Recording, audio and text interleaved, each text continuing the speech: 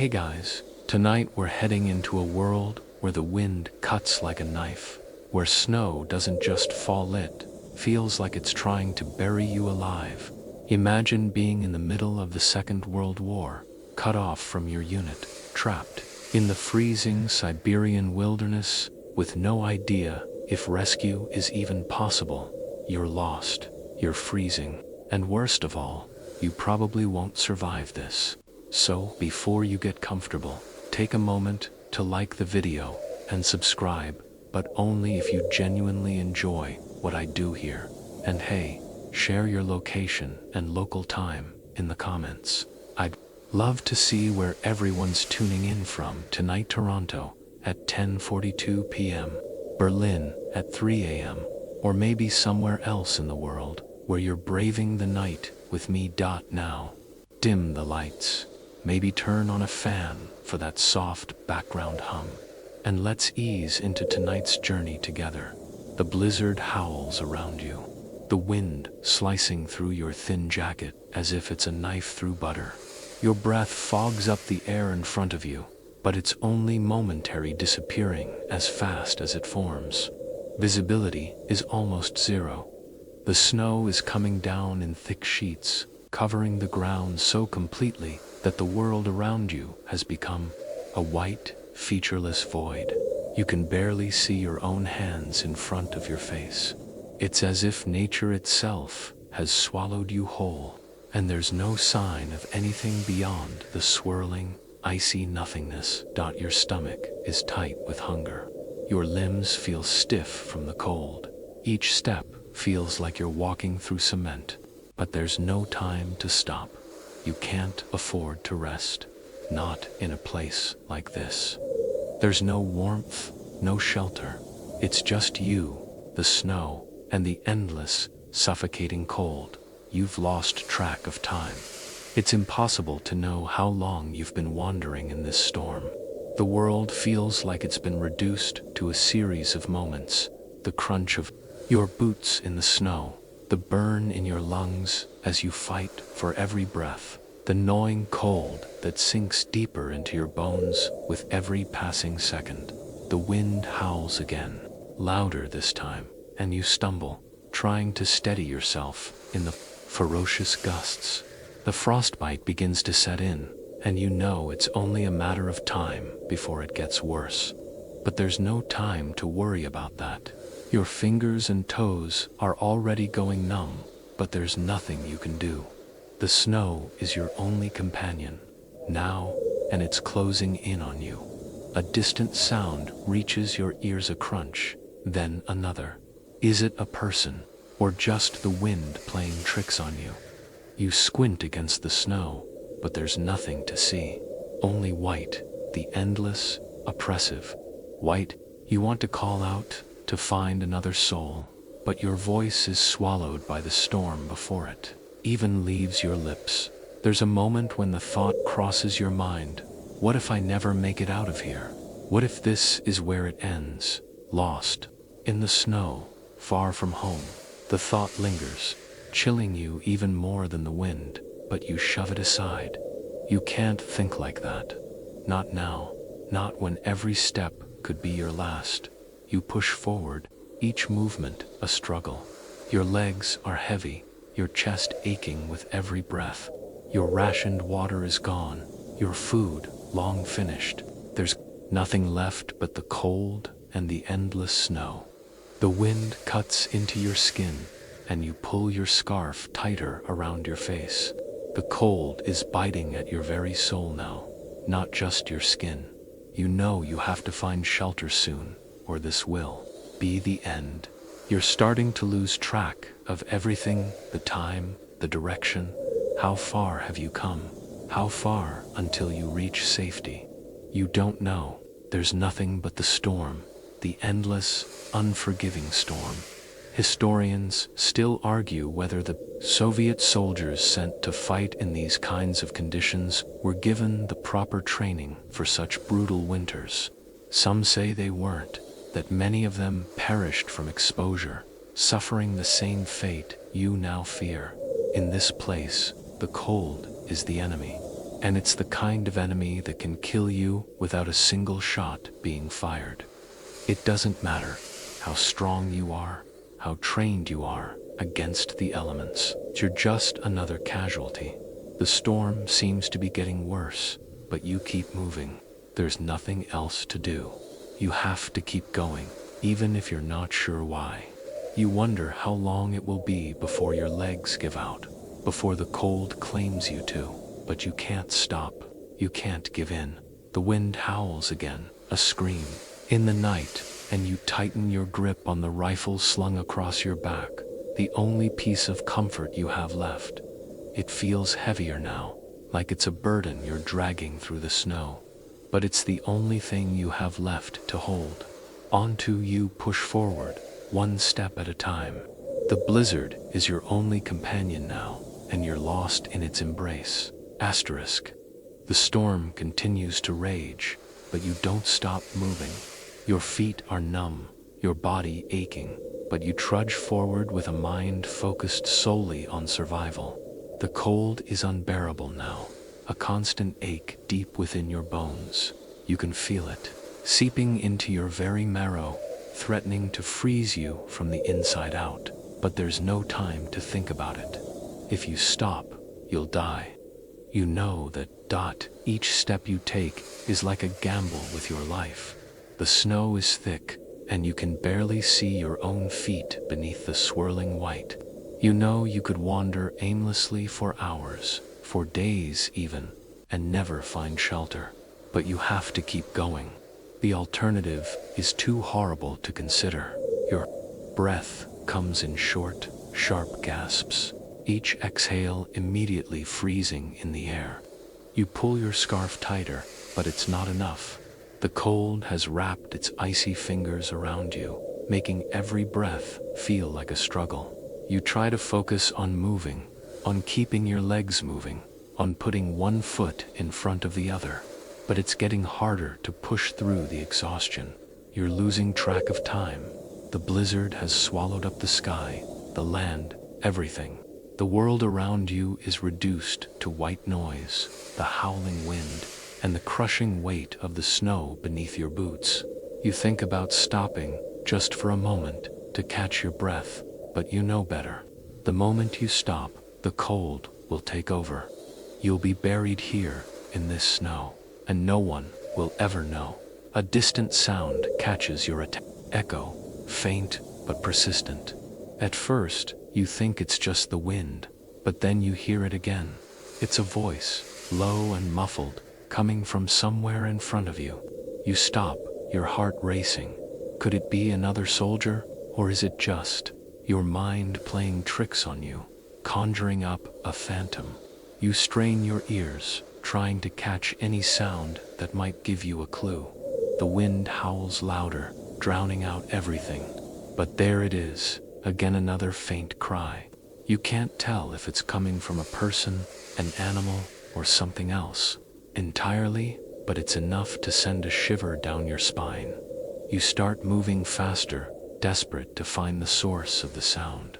The storm is relentless, but you press on, pushing your body beyond its limits, fueled only by the hope that someone else is out here, just as lost, just as desperate as you.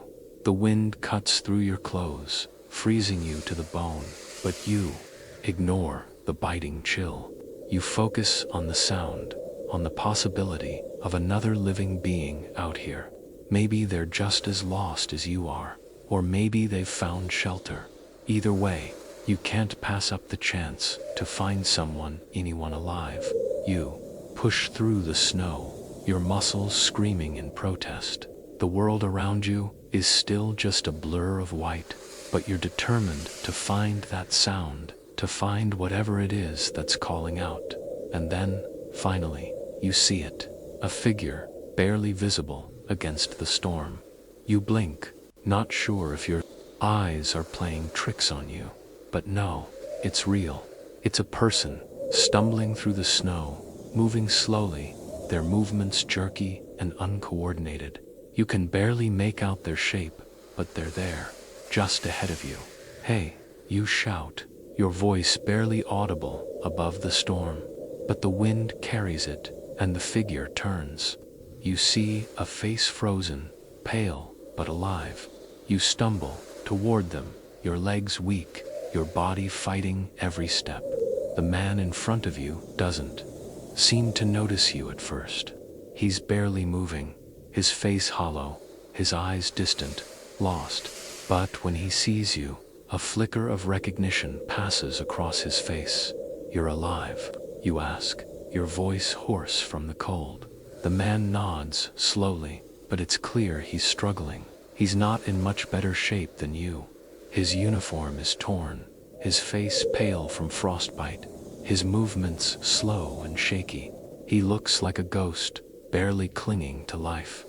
I thought I was the only one, he whispers, his voice barely audible.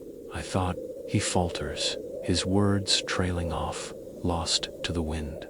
You don't have time for questions now. The storm is still raging, and the cold is unbearable. You grab his arm, urging him to keep moving. We need to find shelter, you say. Now, the man nods weakly, his body shaking, but he follows your lead. The two of you move forward, side by side, through the snow. The storm hasn't let up, but there's a glimmer of hope, now hope that maybe, just maybe, you can survive this. You don't know where you're going, but you know you can't stop. You can't afford to. The storm is your enemy, but so is the cold, the hunger, and the isolation. You move together, driven by the need to survive, driven by the need to find something, anything that will protect you from the brutal storm outside. Your body is exhausted, your mind cloudy from fatigue, but you keep going. You have no other choice. A thought flickers in your mind. This man, this stranger, may be the only reason you're still alive. And for the first time since you got lost in the storm, you allow yourself to believe in the possibility of survival. The wind howls like a beast from the depths of the earth, and the snow seems to rise around you like a wall, closing in. You and the man press on, every step a battle against the fierce, biting cold.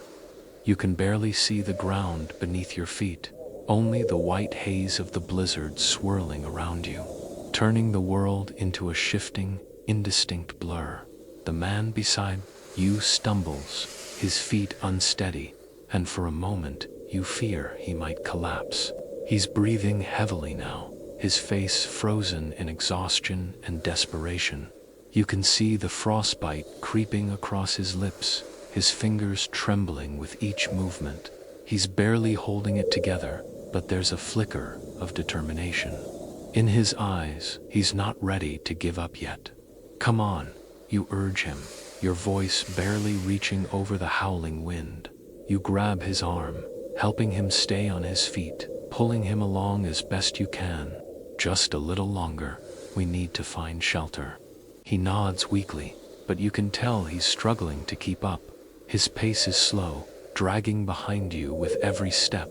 You can feel his weight pulling you back, but there's no time to waste. You have to keep moving, keep pushing forward.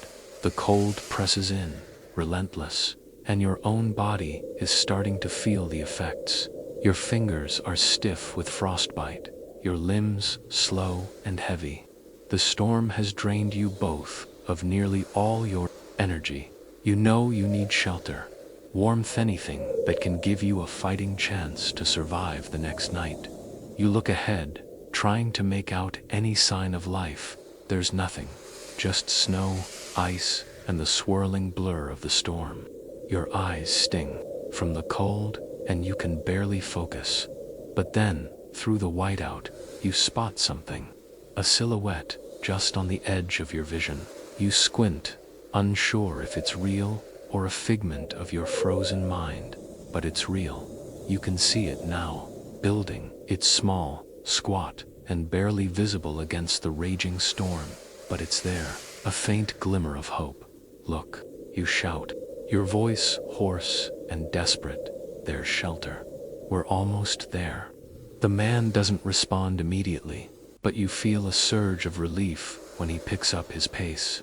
You push forward, your legs screaming in protest, but you force yourself to move with every step. The building gets closer. You can see it more clearly now. Small wooden hut, barely standing against the storm. Its roof is sagging, covered in snow, but it's shelter. And right now, shelter is all that matters.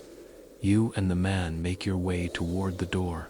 It's stuck, frozen shut, but with a little effort, you manage to pry it open. A rush of cold air hits you both, but it's nothing compared to the icy wind outside. You step inside, pulling the man in with you. The inside is dark and musty, the air thick with the smell of wet wood and old stale smoke. There's no fire, no warmth, but it's a roof over your head, and that's enough for now. You both collapse onto the floor, your bodies heavy with exhaustion. You can't move anymore. Your limbs are frozen, your mind clouded with fatigue, but you've made it. You're inside, safe from the worst of the storm. You take a few deep breaths, trying to calm your racing heart. The shelter is cramped, but it's a sanctuary in the midst of chaos. The man beside you is breathing heavily, his body shaking from the cold and the effort it took to get here. He's not speaking, but you can hear his labored breath. His body's still fighting to survive. You both sit in silence, the storm still howling outside. The wind is muffled now, but you know it hasn't stopped. It's out there, relentless, trying to tear through the walls of your small refuge. You can hear the snow pounding against the roof, the wind pushing against the walls, as though trying to reclaim what it lost. But inside the hut, there's a strange peace. The quiet is almost deafening, a stark contrast to the fury outside. It's not warmth, but it's shelter. For now, it's enough. You think about the last few days, the storm, the cold, the endless struggle. How close you came to giving up. How close you came to being swallowed by the snow, to fading away into the blizzard. But you didn't. You're still here. You've survived.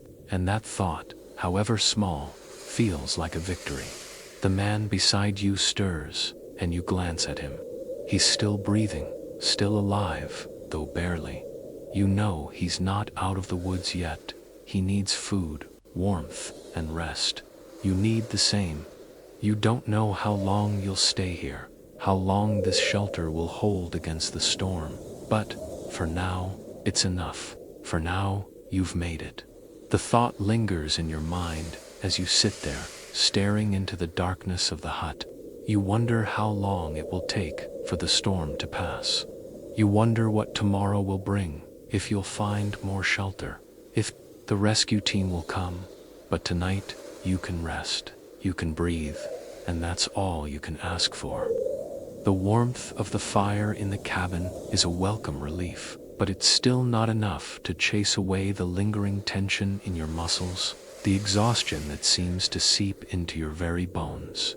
You sit there, staring into the fire, the flames, dancing like they're alive, crackling with heat and life, a stark contrast to the cold that still rages outside. The air is thick with the smell of burning wood, and for the first time in days, the quiet seems almost peaceful. But you know it's only temporary. The man beside you doesn't speak. He's too tired, too worn down to say much, and the fatigue is written all over his face. He stares at the fire, his eyes glazed, lost in thought. You wonder what's going through his mind, if he's still clinging to any hope, or if he's just resigned himself to the endless struggle of survival. You glance around the cabin, taking in the bare furnishings, wooden benches, a small table in the corner, an old cot pushed against the far wall. It's the barest of shelter, but it's a shelter nonetheless. It's hard to believe that something so small and humble could offer more safety than the vast, endless white wilderness outside. But it does. Here, you're not alone. Here, there's at least a chance. You know the storm outside hasn't stopped. that it's still waiting, still howling, still testing your resolve. But inside the cabin, there's a fragile peace. The man shifts beside you, his breath still shallow and uneven. You glance over at him, wondering if he's resting or if he's just too tired to keep his eyes open. He turns his head toward you and speaks, his voice raspy but steady. "We'll make it, won't we?" The question hangs in the air for a moment. You've thought the same thing countless times since you were separated from your unit. There's no way to know for sure, no guarantee. The storm is still out there, and it could claim you just as easily as it claimed others. But there's something in the man's voice, a faint flicker of hope, and you can't help but answer. "We'll make it," you say, though you don't fully believe it. The words feel like they belong to someone else, to a past version of yourself, one who hadn't been through what you've seen in the last few days. But you can't say anything else. You can't break what little bond you have now, even if it's just a shared will to survive. He nods slowly, as though your words have given him some small comfort, but you see the doubt still lingering in his eyes. He's too tired to ask more questions, and you don't have any answers anyway. The silence stretches between you, a fire crackling softly in the background. The man leans back against the wall, his eyes closing, and for a moment, you think he's drifted off to sleep. But then he stirs again, turning his head toward the window, his gaze distant. You ever wonder if anyone's looking for us? The question catches you off guard. You blink, unsure of what to say at first. It's the first time he's mentioned anything beyond the storm, beyond the immediate fight for survival. You think about it for a moment. It's hard to imagine anyone out there looking for you after everything that's happened, after the separation, the chaos, the blizzards, the endless miles of snow. But then again, you think back to the last time you saw your unit, the last time you heard your comrades' voices. You'd heard the sounds of planes in the distance, the far-off rumble of artillery. But after that, everything went quiet. You look at him, meeting his gaze, and for the briefest moment, you feel a connection, a shared understanding. You've both been through hell, and the idea of being found feels like a distant fantasy. But that doesn't stop the question from lingering. It's a question that doesn't have an answer, but one that gnaws at you nonetheless. "I don't know," you reply quietly, your voice distant. "I hope so, but I wouldn't count on it." The man nods, his face clouded with doubt, but he doesn't argue. He seems to accept the truth of your words. There's no guarantee of rescue, no certainty that anyone is coming for you. Out here, in the middle of a war, a blizzard, and a world that doesn't care, survival is a solitary task. You stare into the fire again, watching the flickering flames, and for a moment, you let your mind wander. The past, the future, it all blurs together in this frozen world. The cold has a way of making you forget the details, making you focus only on the present. You focus on the warmth from the fire, the feeling of a roof over your head, the faint hope that the storm will pass. As the minutes slip by, you find yourself growing drowsy. You fight it at first, the exhaustion weighing heavily on you. But you know sleep is just a temporary escape. When you close your eyes, the storm continues to rage, the cold still pressing in on you. You think about the future, about the chance to escape this hell, about what might be waiting for you beyond the blizzard. But the thought is fleeting. It doesn't matter now. What matters is the here and now. What matters is that you're alive for tonight. That's enough. The shack appears out of the snow like a mirage, its edges rough and weathered, barely visible against the storm. You don't care about its condition, its size, or what it might look like on the inside. All that matters is that it's shelter, and in this moment, that's the only thing that counts. that you push the door open with a grunt, the cold still biting at your skin as it creaks on its hinges.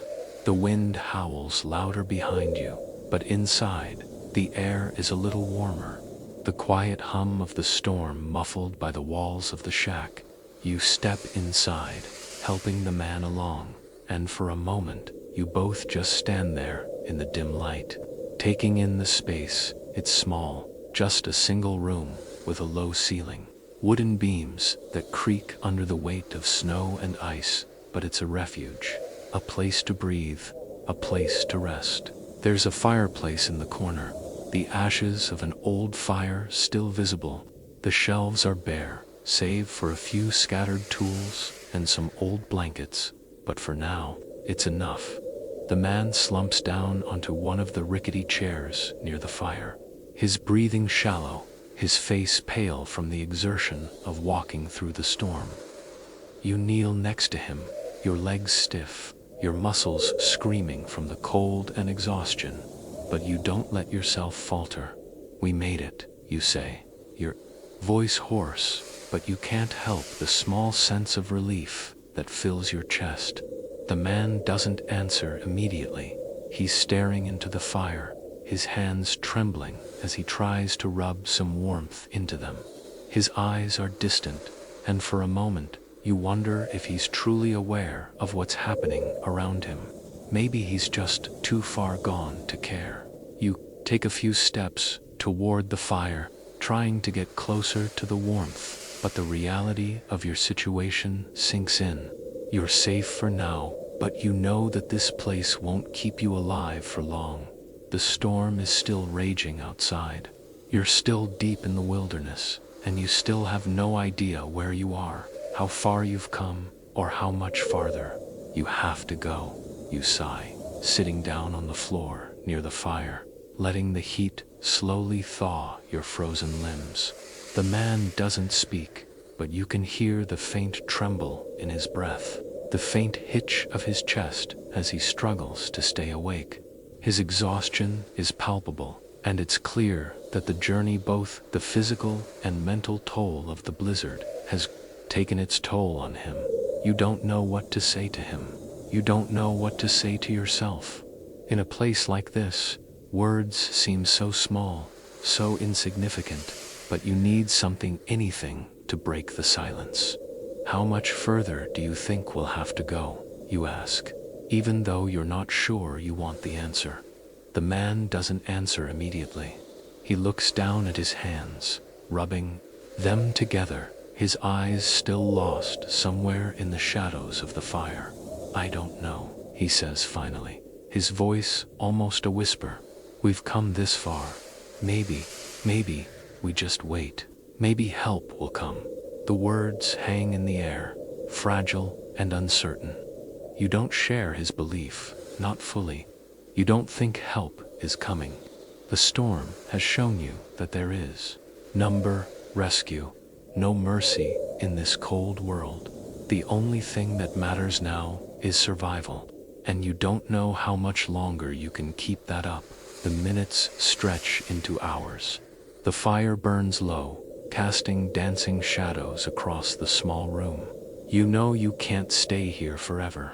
The cold still surrounds you, and though the shack offers some shelter, it isn't a long-term solution. But for now, it's enough to hold back the worst of it. The man beside you is still breathing heavily, his eyes closed. He's still alive, but his body is shutting down. You can feel it, the weight of his exhaustion and the storm that's been eating away at both of you. He's fighting it, just like you are, but you know the cold is a cruel enemy. It doesn't show mercy. You sit there for a long time, the quiet stretching out between you. The storm outside continues, its fury unabated. But here in the shack, there's a strange calm. It's not peaceful, but it's a temporary reprieve, a chance to catch your breath. The fire flickers, casting shadows on the walls. Your body is too cold to relax fully, but the warmth from the flames is a small comfort. You close your eyes for a moment, letting your exhaustion take over, But even as your eyelids flutter, you know you can't afford to fall asleep completely. Not yet. When you open your eyes again, the man has shifted, and you can see the strain in his features. He's fading, his body giving in to the cold. You can't let that happen. You can't let him slip away here, in this shack alone. You stand up slowly, your legs shaky, but you know what needs to be done. You can't let the storm win. Not yet. Not when you've made it this far. We need to move, you say quietly, your voice firm but tinged with exhaustion. We can't stay here. We need to find a way out. The man doesn't respond at first, his head hanging low, but when he looks up at you, there's a flicker of something, maybe hope, maybe just the will to keep going. He nods, slowly, and you help him to his feet. The door is still open slightly, and the cold rushes in again as you step toward it. The wind is stronger now, but the storm seems to be lightening. It's still a danger, still a threat, but for the first time, you feel like you might just make it out of this. You can't afford to wait any longer. You can't afford to rest. The world is still out there, still trying to take you, but you're not done yet. You have one more step to take. Together, you move into the storm once again. Asterisk, you wake to the eerie silence of the storm, muffled by the walls of the hut. The world outside seems unreal, as though the blizzard has swallowed everything, leaving only this small, fragile sanctuary. The air inside is stale, and the cold still bites at your skin, but it's a relief to be out of the wind, to have shelter, even if it's temporary. The man beside you shifts, his body stiff and slow. You glance at him, and for a moment, you wonder if he's still with you. His face is pale, his lips tinged blue from the frostbite that's been creeping up his body since the moment you first met him. You sit up, careful not to disturb him too much. The last thing either of you need is to exert more energy. You know you should try to rest, to conserve what little strength you have, but sleep doesn't come easily. The nagging hunger, the cold that still clings to your bones, and the constant thought of the storm outside keep you awake. You try to shake the exhaustion, but it's like a heavy weight on your chest. The fatigue is overwhelming, and yet, there's something in the back of your mind, something that won't let you let go. You know you can't stay here forever. You know you have to keep moving. But for now, all you can do is wait. The wind outside picks up again, louder now, like a beast clawing at the walls of your little hut. The cold creeps into every corner, but the shelter holds firm, and for a fleeting moment, you feel a sense of security that you've long forgotten. The storm rages on outside, but inside, it's just you, the man beside you, and the thin promise of survival.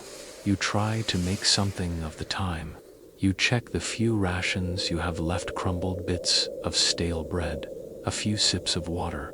There's hardly enough to keep you going for a day, let alone a week.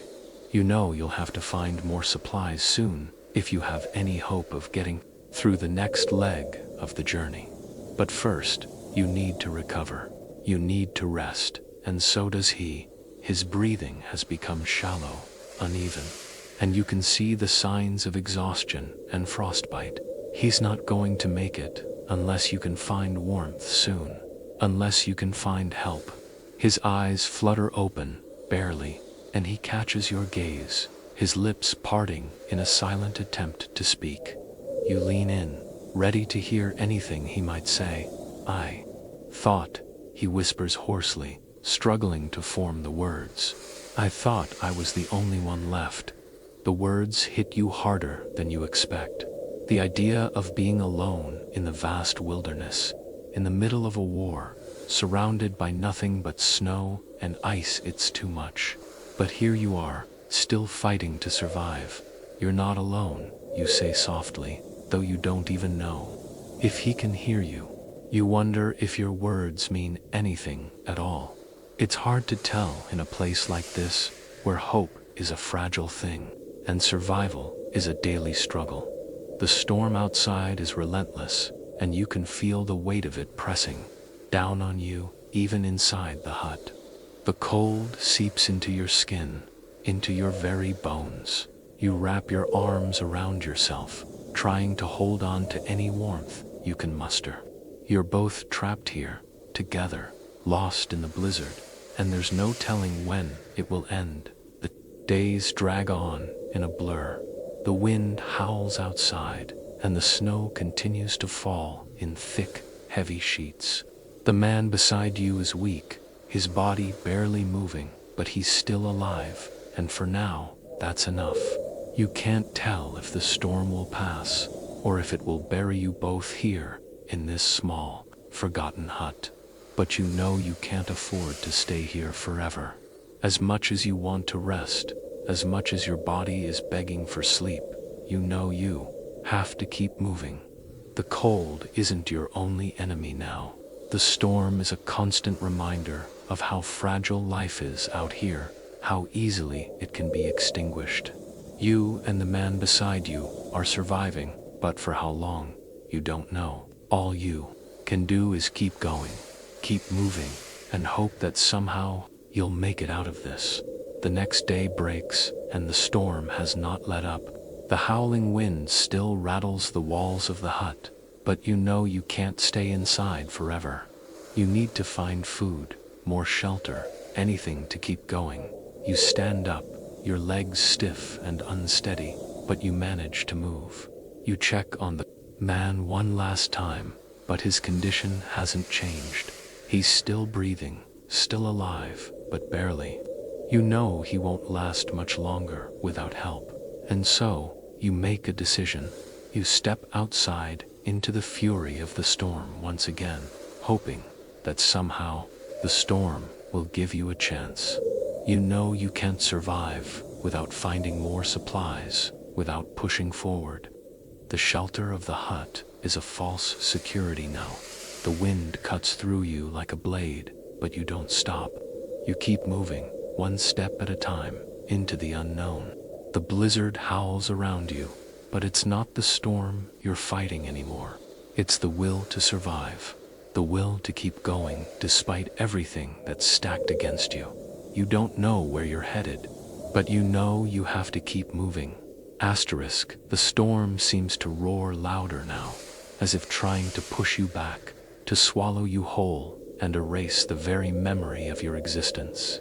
But you refuse to be swallowed by it. Each step is a battle, the snow rising higher with every gust of wind, as though trying to force you down into the depths of the white wilderness. You struggle to keep your bearings, but the world has become a blur white everywhere. The swirling snow and wind distorting the very landscape you thought you knew. You force yourself forward, your body aching, your legs stiff and exhausted. The cold bites at your skin, and you feel the exhaustion in every bone. The man in the hut is still on your mind, though you know you can't stop. You can't let yourself be trapped here with him, not when there's still a chance to make it out of this. But how much longer can you keep going? How much longer before the storm breaks you, before your body gives in to the brutal cold and relentless wind?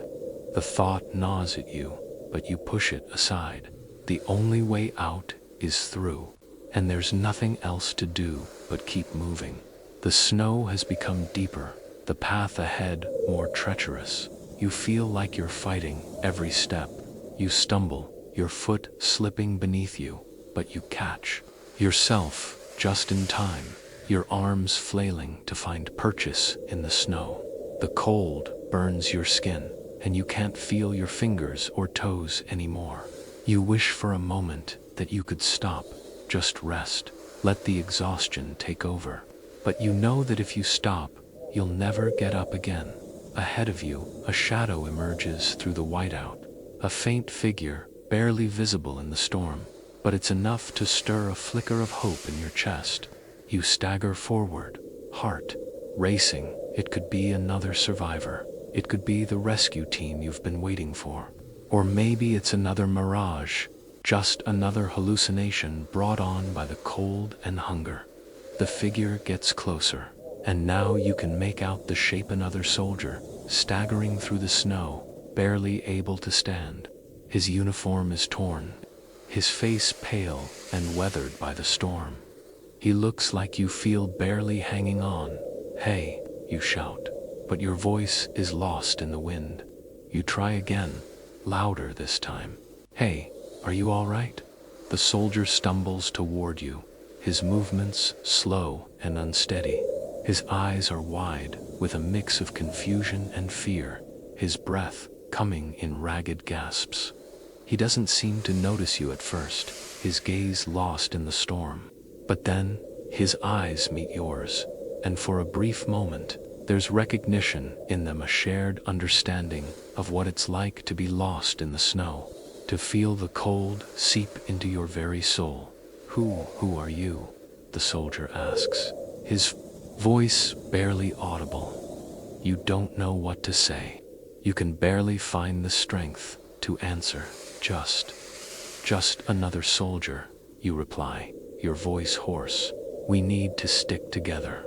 We can't survive out here alone." The soldier nods, though he doesn't speak again. He's too weak, too far gone, but somehow he's still here, still standing. For a moment, the two of you just stand there, facing each other, the storm howling around you. You don't know how long you'll last, but you know one thing: you're not alone anymore. The soldier suddenly collapses, his body falling into the snow with a muffled thud. You scramble to catch him, but your own legs are too weak to support. You fall beside him, your chest heaving with exhaustion, but you manage to steady him in your arms. You try to shake him awake, but there's no response. His skin is cold to the touch, his face pale. You try again, desperation creeping into your voice. "Come on, stay with me. We can't stop here. We have to keep moving." But there's no reply.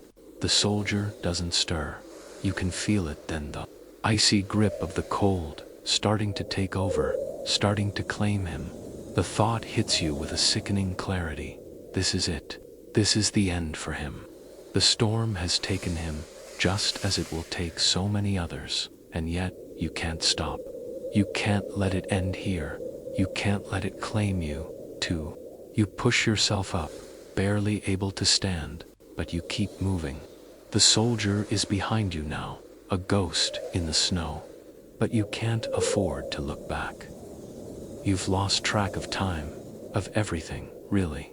The storm is your world now, a world that has no mercy. But you can't give in, not yet. You have to keep moving. A flicker of light in the distance catches your attention. You squint, trying to focus through the storm. Is it another figure? A building? You don't know, but it's something. Something that tells you there's a chance, however slim, that you'll make it out of this blizzard alive. You trudge forward, step after step, your body screaming in protest, but you don't stop. You don't stop. Asterisk, the fire crackles in the hearth. Its warmth spreading through the small cabin, but the storm still rages outside. A constant reminder of the world you're trapped in. You're no longer alone, but the relief of that doesn't come without its own weight.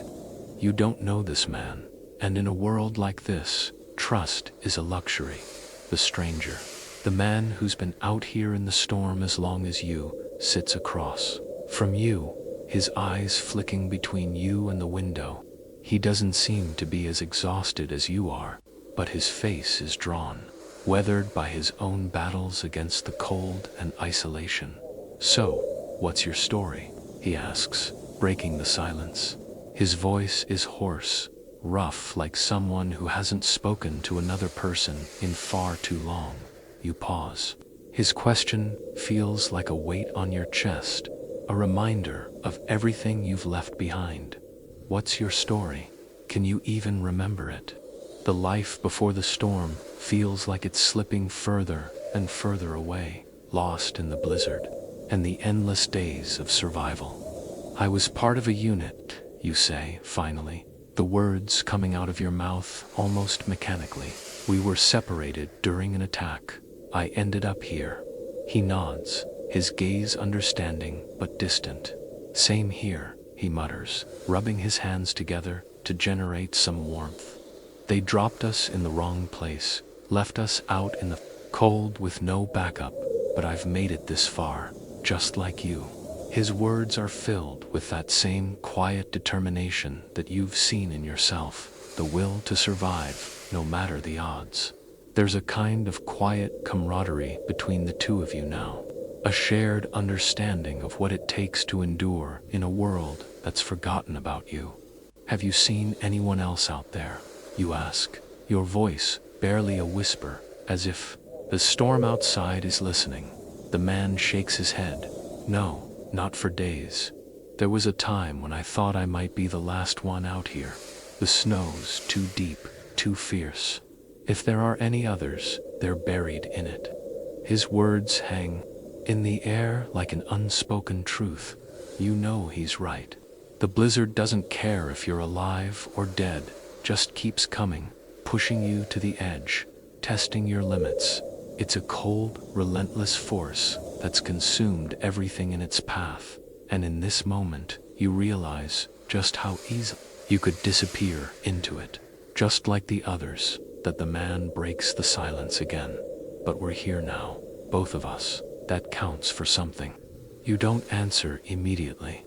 The cold still gnaws at your bones, the hunger still gnawing at your insides. The storm has left you both broken in ways you can't quite explain. But in this small cabin, the warmth of the fire, the presence of another person, feels like a fleeting connection to the world you once knew. A world that now feels impossibly far away. You stare into the fire, watching the flames dance. What now, you ask? The question more out of exhaustion than curiosity. You don't know how much longer you can keep going. The storm outside still hasn't relented, and your body is starting to feel the toll of everything you've endured. The man doesn't respond immediately. He sits back, staring into the fire too, as if weighing the options.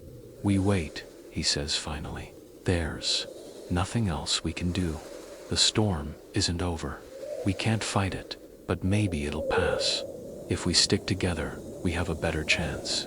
His words are simple, but they bring with them a sense of stability, a small thread of hope, waiting. It's not the answer you wanted, but it's the only one you have. You nod, the decision settling in your chest. You're not alone in this anymore. The night settles in deeper, and the storm continues to rage outside.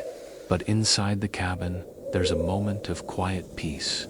It's fragile, fleeting, but it's enough. You sit together by the fire, the warmth beginning to seep into your bones. The food you shared earlier is still with you, a small comfort. The warmth of the cabin, the presence of the other men, all a fleeting illusion, but for now, it's all you need. The fire crackles, the wind howls, and you drift into a fitful sleep, the weight of exhaustion pulling you down. You don't know what tomorrow will bring, or if you'll survive the storm that's still raging outside. But for the first time in days, you feel like you've gained something.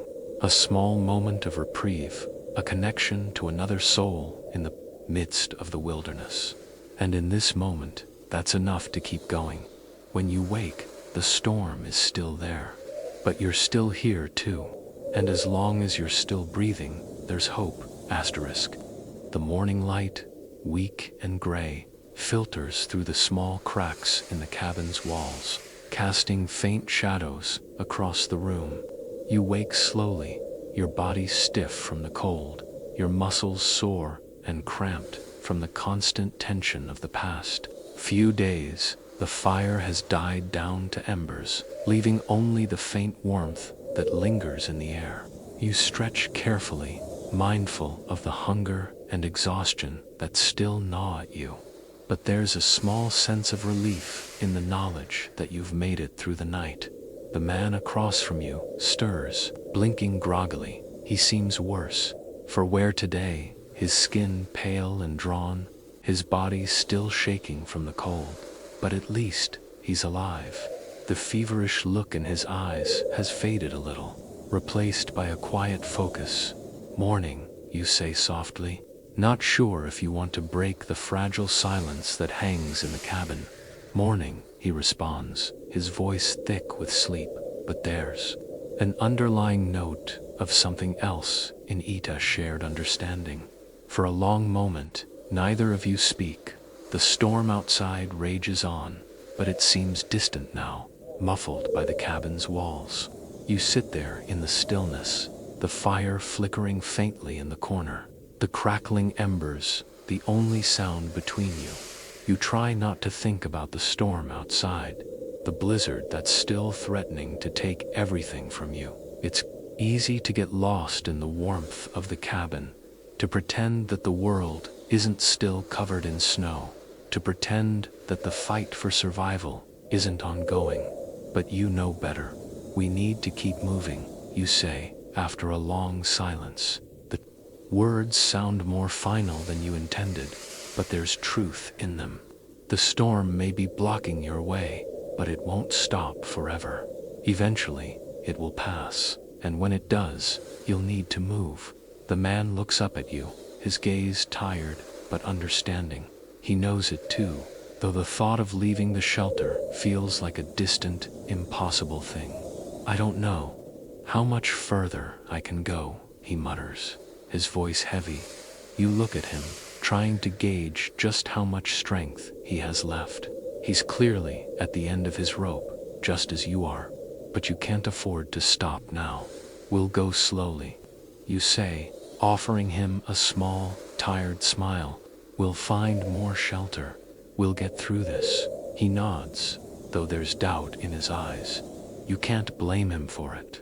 This situation is bleak, but as long as you're alive, you have a chance. The hours drag by slowly. The two of you sit by the fire, sharing what little warmth is left, waiting for the storm to lose its fury. You talk sparingly, each of you lost in your thoughts, the silence almost comfortable now. The minutes stretch, becoming hours, but outside, the storm shows no signs of letting up.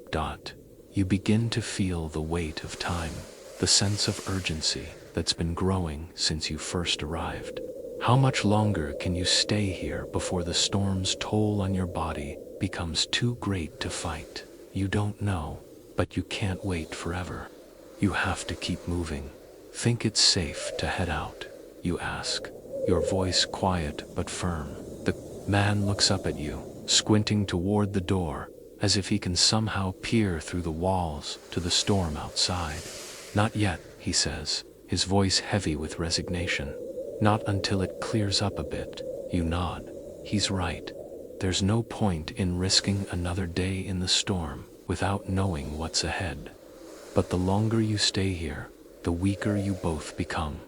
The decision weighs heavily on you. You're trapped between the storm and the slow, quiet death of waiting for rescue. But as the day wears on, you begin to notice a change in the air. The wind seems to have quieted, and the snow outside has lightened. It's still a blizzard, still a whiteout, but it feels less violent, less eager to consume everything in its path. You look at the man. He's watching the window, his eyes narrowed, as though trying to gauge the storm's fury. "Maybe we can try now," you say. It's lightening up. He doesn't respond immediately, but you can see him weighing the decision. Finally, he nods. "All right, but we go slow. We take it, one step at a time." You both get to your feet, your body protesting with each movement, stiff from the cold and from lack of rest. You make your way to the door, hesitant but determined. You take one last look at the cabin, at the fire that kept you warm, at the only shelter you've had for days. The storm is still there, outside, but it's no longer the beast it was. It's still dangerous, still deadly. but it feels like you might stand a chance now. You open the door, and the cold rushes in, biting at your face, but you step out, determined. The man follows you, and for the first time in days, you feel like you're not alone in this fight. You're not fighting the storm by yourself. The wind has calmed, though the snow still falls in thick sheets, but you can see, you can breathe, and you take a step forward, together, one step at a time. The world outside is still a bleak expanse of white, but there's a small glimmer of hope now. It's fragile, but it's enough to keep moving. You don't know where you're going, but as long as you're together, as long as you're moving forward, you still have a chance. Asterisk, the cold bites at your exposed skin, but with each step, you feel the warmth of movement slowly return to your body. The storm still howls around you, but the air seems less suffocating now. You look at the man beside you, his breath visible in the frigid air, his face pale and drawn, but determined. You both walk in silence for a while, each of you lost in your own thoughts, but there's an unspoken understanding between you. You don't need to talk. You're both aware of the stakes. The storm may have let up, but it's far from over. The cold is still a constant, gnawing presence. The snow continues to fall, and the world around you is still a chaotic blur of white, but at least you're moving. You're not stuck. Every so often, you glance at the man beside you. He's struggling, but he's still moving. You wonder if he's just holding on because you are, or if he truly believes you'll make it out of this. You don't know what drives him, what keeps him going, but you know that if he gives up, you'll both be lost, and you can't let that happen. Not now. The landscape stretches out endlessly, snow and ice, white and cold. The horizon is obscured by the swirling storm, and it feels like there's no end, no direction. You're just moving through a world that's turned hostile, lost in a sea of snow. But as long as you keep moving, there's still hope. The man stumbles beside you, his foot sinking into a deeper patch of snow. You catch him before he falls, steadying him as best you can. He looks at you with a weak smile, his lips cracked. From the cold, "Thanks," he mutters, his voice barely audible over the wind. "You good?" The exhaustion is written all over his face, and the cold is eating away at his will to keep going. But he doesn't stop. Neither of you do. You push on, one step at a time, forcing your legs to move, even when every part of you is telling you to stop. The snow is deeper now, and the wind is picking up again, biting at your face and making it harder to breathe. Your body is protesting with every movement, but you can't afford to stop. You can't afford to let the cold take you. After what feels like an eternity, you catch sight of something in the distance. It's small at first, just a faint outline against the white landscape, but it grows clearer as you push forward. A building, a cabin, perhaps, or something else that might offer shelter. You don't know if it's real or if it's just your mind playing tricks on you, but you're so desperate for anything that resembles safety that you don't question it.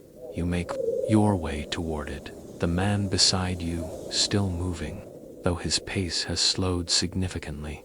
As you get closer, you see the shape of a small, weather-beaten structure.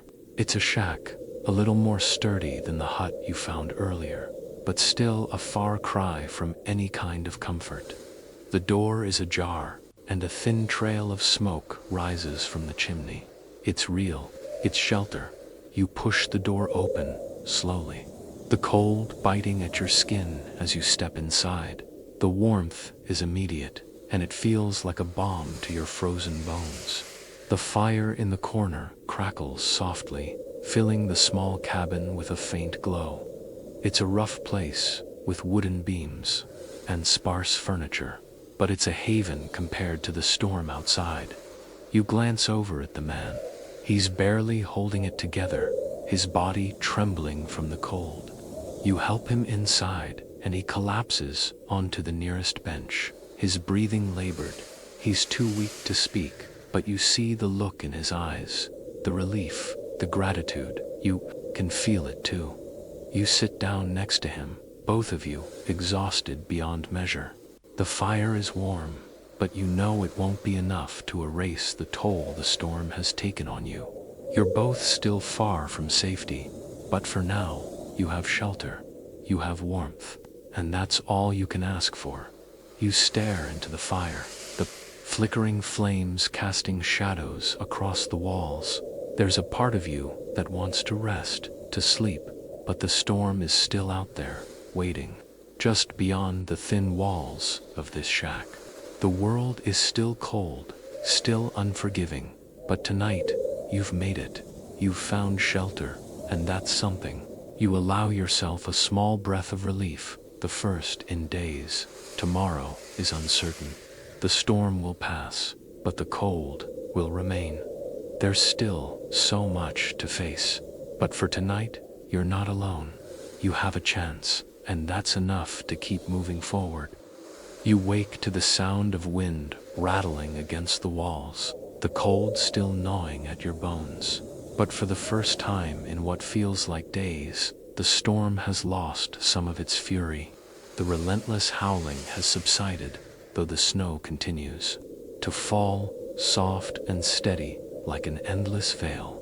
The warmth from the fire is fading, but it lingers long enough to remind you of the fragile comfort you found in this small, abandoned cabin.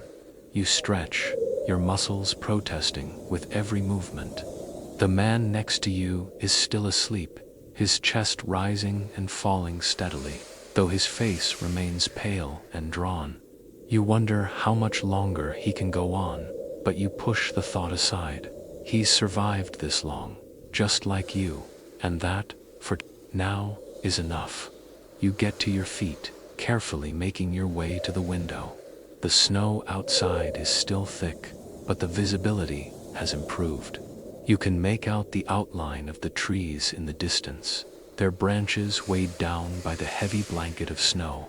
It's hard to say how far the world goes beyond the small area you can see, but beyond that, there's nothing, just snow, wind, and the endless, white expanse. The thought settles in your chest like a weight. You have no idea where you are, or how you'll find your way out of this wilderness. The war, the chaos, the reason you're out here, lost and alone, it feels like a distant memory now, like a life that belonged to someone else. The only thing that matters is the storm and the fight for survival. You glance back at the man on the floor. He hasn't stirred, but you know he's not in any condition to keep moving for long. He's weak to be of much help, but you can't leave him here. Not in the storm. You can't carry him out there, not with the state. He's in, but there's no way you're leaving him behind either.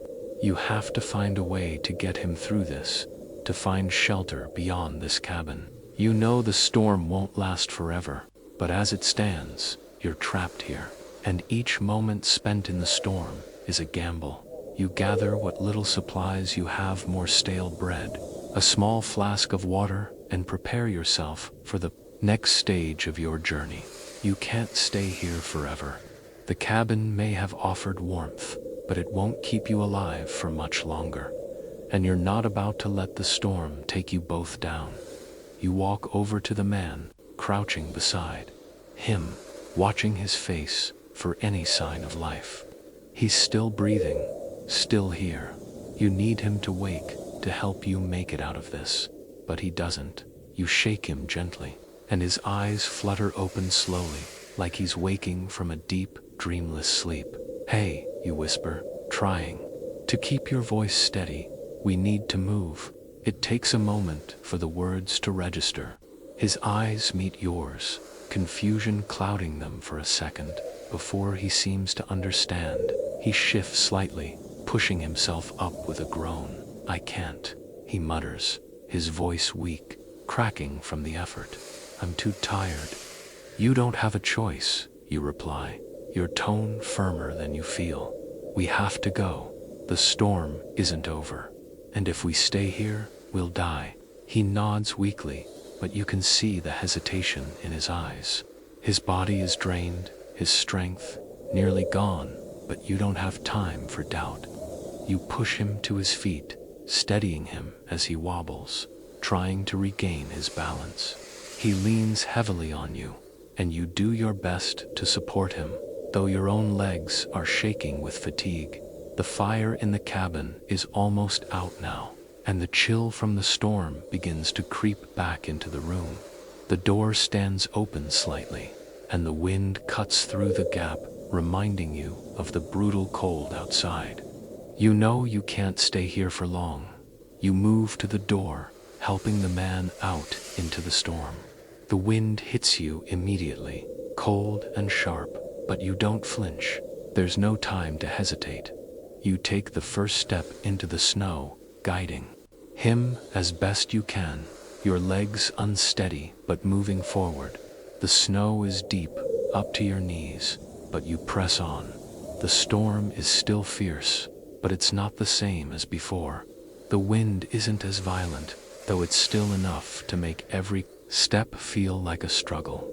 The air is thick with swirling snow, but you can make out the vague outlines of the landscape around you.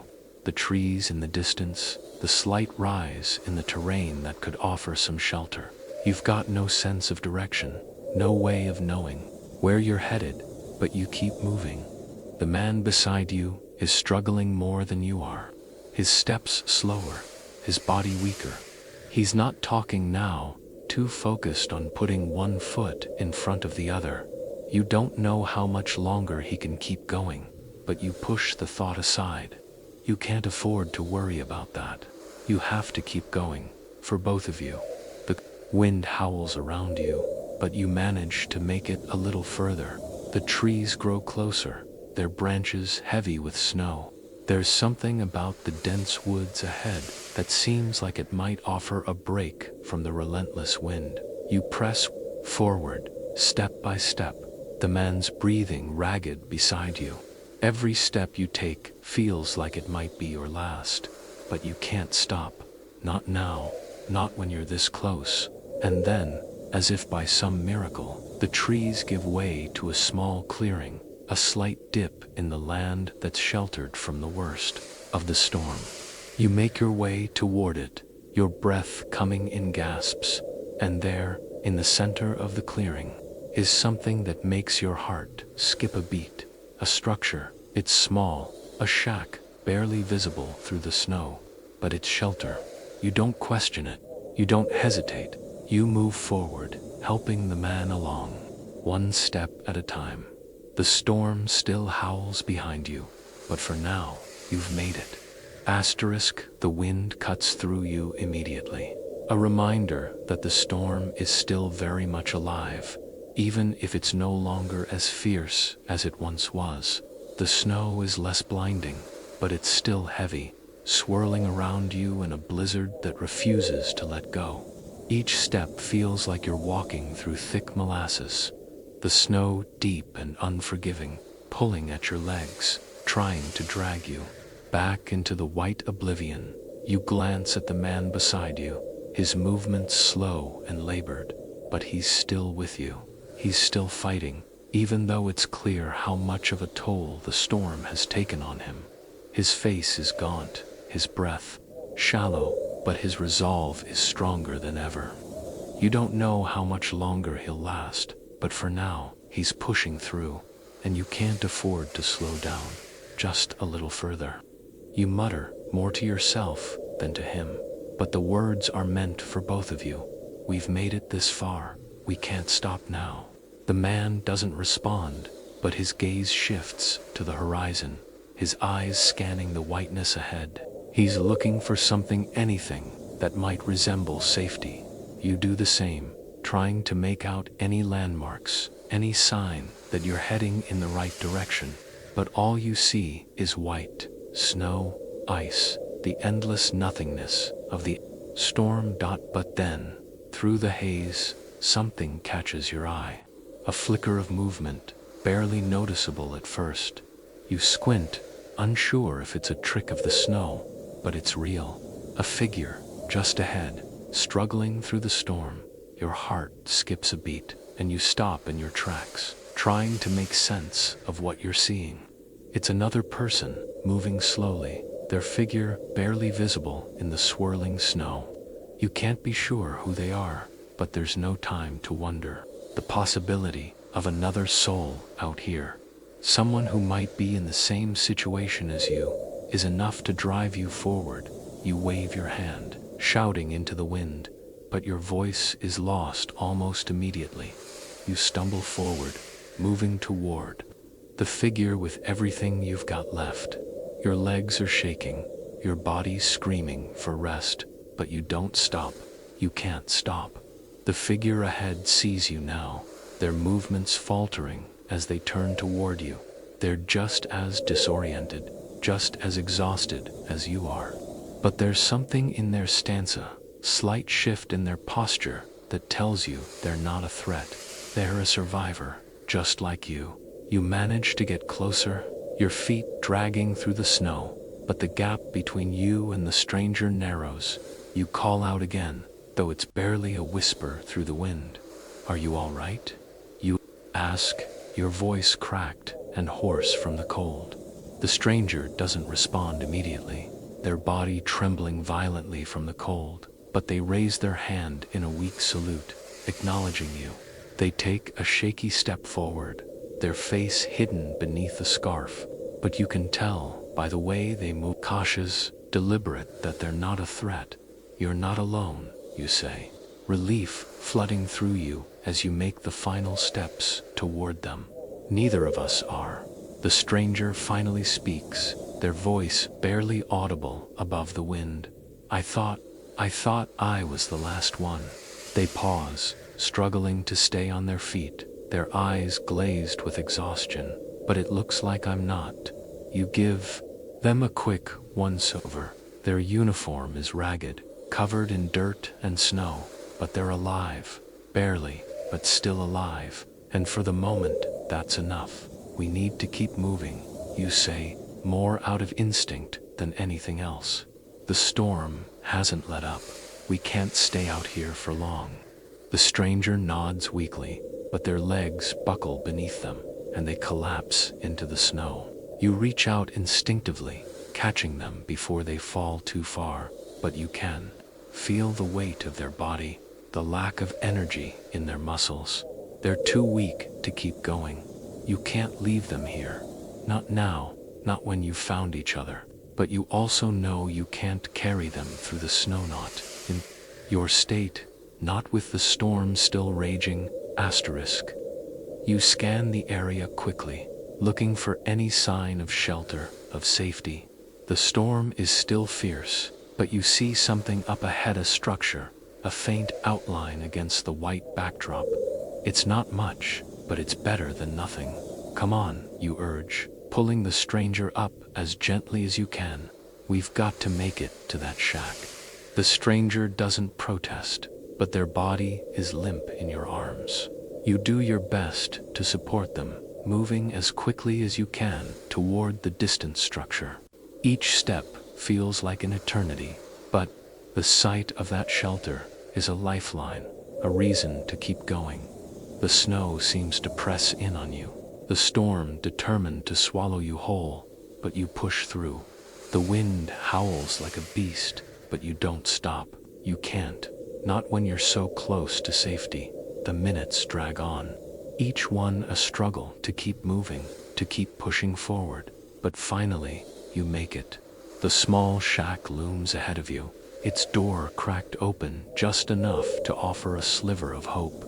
You stumble inside, dragging the stranger with you, and collapse onto the floor. The warmth of the fire is like a shock to your system, and you can't stop the sigh of relief that escapes your lips. You both collapse into the warmth, too tired to speak, too exhausted to do anything but breathe. You're inside. You've made it, but the storm is still outside, and the fight isn't over yet. Asterisk, the warmth of the fire is a welcome contrast to the storm still raging outside. You let out a breath, your chest heavy with exhaustion, but the simple relief of being inside, away from the wind and snow, feels like a small victory. The stranger beside you is still trembling, their body weak and unsteady, but at least they're no longer fighting the cold. At least they're alive. The fire crackles and pops, its warmth spreading through the small shack. You sit there for a while, just breathing, letting the heat slowly return to your frozen bones. The storm still rages outside, but you've found shelter. For now, that's enough. The world outside might be a frozen wasteland, but in here, you're safe. The stranger, still shaking, shifts beside you, his breathing uneven. He's not out of danger, yet far from it. His condition is critical, and you know it. The cold has taken its toll, and unless he gets proper rest and food, he won't last much longer. You glance at him, wondering if he even realizes how close he is to the edge. "Hey," you say softly, breaking the silence. "How are you holding up?" He doesn't respond right away, and you're not sure if he even heard you. His eyes are closed, his face pale under the dirt and frost. But after a moment, he shifts, a faint groan escaping him. "Barely," he mutters, his voice hoarse and weak. "But I'm still here." He opens his eyes for a moment, squinting against the light of the fire. "I thought I'd never make it." "You will," you reply, even though you're not sure you believe it yourself. "We're here now. We've survived the worst of it." He doesn't say anything more, but his eyes meet yours briefly. You can see the doubt in them, the fear of what's still to come. But there's something else too, something like hope, flickering faintly behind the exhaustion. It's a fragile thing, but it's there. You stand slowly, careful not to wake. The fatigue in your body. The storm might have paused, but you know it's only a matter of time before it picks up again. The two of you can't afford to stay here forever, not when you're already low on supplies. You need food. You need to move again soon. You glance around the cabin, taking in what little it has to offer. A few small wooden shelves, some tools, scattered about, an old bedroll that might serve as a blanket. You check the small space under the floorboards, hoping for something useful, but it's empty. No supplies. Nothing to help you push through the next stretch. The silence grows as the fire burns low, and the only sound is the distant wind clawing at the walls of the shack. You turn back to the stranger, who's still sitting there, leaning against the wall, his eyes closed again. He's struggling to stay awake, but his body is too exhausted to comply. You know you can't rest for long. You have to keep moving. You walk to the small window and peer outside. The storm has softened, but the snow still falls steadily, blanketing the world in an endless white. The landscape beyond is still treacherous, and the idea of moving out there again seems almost impossible. But the longer you stay in the cabin, the more exposed you become. The fire is your only protection now, and as the warmth from the flames begins to fade, so does your sense of security. You turn back to the stranger. He's not going to last much longer if you don't get him help. You can't carry him, but you know you can't leave him behind. If you want to make it out of this, you need to find another place, maybe a larger settlement, or a way to signal for help. But that means moving again. And that means facing the storm. The thought of heading back out into the wilderness, into the cold and snow, fills you with dread. But there's no other choice. You take a deep breath, then walk over to the stranger. "Hey," you say, shaking his shoulder gently. "We can't stay here forever. We need to move." He stirs weakly, his eyes fluttering open. "Move?" he asks, his voice thin and exhausted. "Where?" "The storm. ... Not far," you say, forcing the words out, trying to sound more confident than you feel. "We need to get to safety." we need to find supplies. He looks at you, confusion clouding his expression. But, we've got nothing left. We'll find something, you say firmly. We have to. You're not going to die in this shack. I won't let that happen. The man looks at you for a long moment, his expression torn between disbelief and reluctant trust. Then, slowly, he nods. All right, we go. But slow. I'm not sure how much longer I can keep up. You nod, your resolve hardening. You help him to his feet, steadying him as he stumbles slightly, his legs weak. He leans heavily on you, but you know you're both in this together now. There's no turning back. The door creaks as you open it, the wind biting at your face immediately. But you step out into the storm, the cold gnawing at your skin.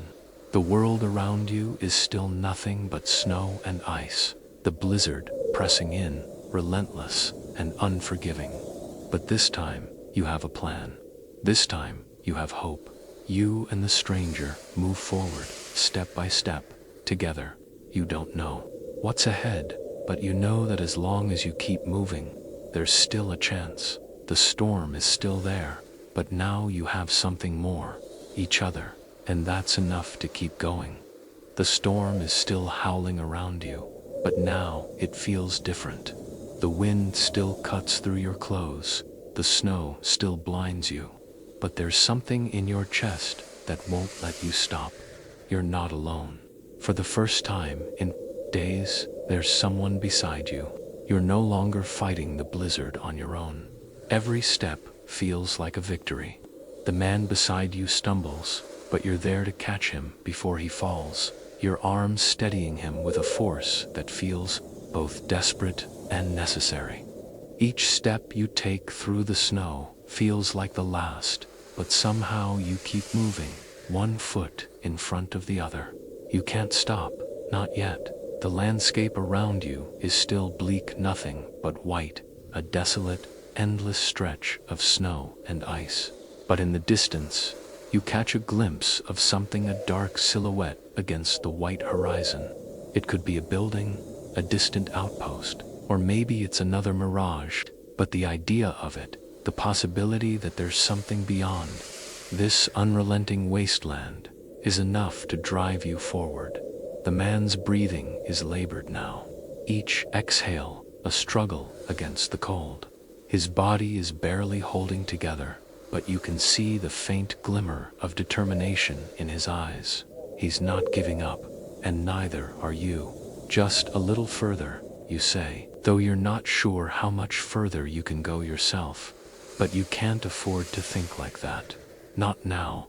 The snow is deeper now, the wind stronger. It feels like the storm is trying to claim you both, trying to pull you back into the white abyss. But you keep moving. You don't stop.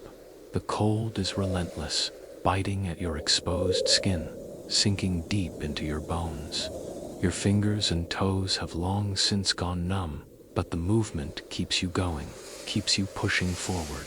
You can't feel your face anymore, but you can feel the weight of the survival instinct that keeps you from falling, from stopping. And then, out of the corner of your eye, you see it. Another figure. This time, it's not a shadow in the distance. It's someone, a person, standing in the snow, moving toward you. Your heart leaps in your chest. It's too far to be sure, but there's a glimmer of hope in your chest that pushes you forward. You wave, shouting against the wind, but your voice is swallowed by the storm. The figure doesn't seem to hear you.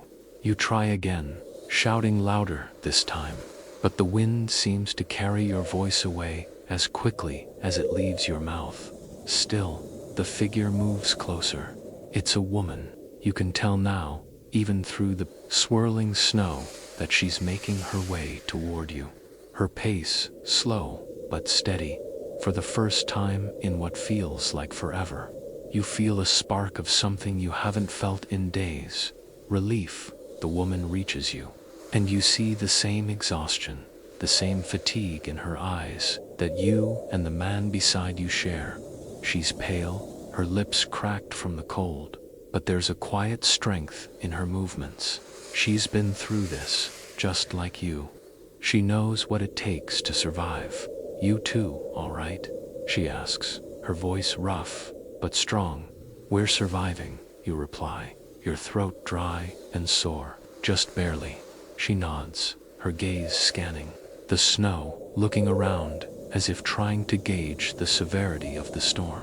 You're not alone, she says, her voice carrying an authority that feels reassuring. We need to keep moving. There's a shelter not far from here. You're not far from safety. The words are like a lifeline, pulling you out of the fog of exhaustion. You don't question her. You don't ask how she knows. You just nod, thankful for the direction, for the promise that there's more than just endless snow and cold. Lead the way, you say, and she does. The woman moves ahead of you, her steps purposeful, her body cutting through the snow with a kind of familiarity you envy. The man beside you is still struggling, but with her help, you all make it a little further. Each step takes you closer to that shelter, closer to safety. The storm is still howling, but with each step, you're that much closer to finding shelter, that much closer to survival. You push through the snow, the weight of the world lifting, just a little as you follow the woman. She's leading you to something, to hope, to the possibility of warmth, of rest. You keep moving, and somehow the distance doesn't seem as endless as it did before. The woman doesn't speak much as she leads you through the storm. You can hear her breaths, shallow but steady. You know she's just as tired, just as cold, but there's a strength in her that keeps her moving. She's been out here long enough to know that stopping isn't an option. You catch sight of the shelter again, and this time it's closer, it's real. You're almost there with one final push. You reach the Sheltora small cabin, much like the one you left earlier, but this one feels different. It feels like salvation. The door is open, and you stagger inside, barely able to stand, but you're inside. You've made it. The fire inside is already burning, and the warmth is immediate, washing over you like a wave. You collapse onto the floor, too exhausted to care about anything else. The woman helps the man to a chair near the fire, her movements quick and practiced. She's done this before.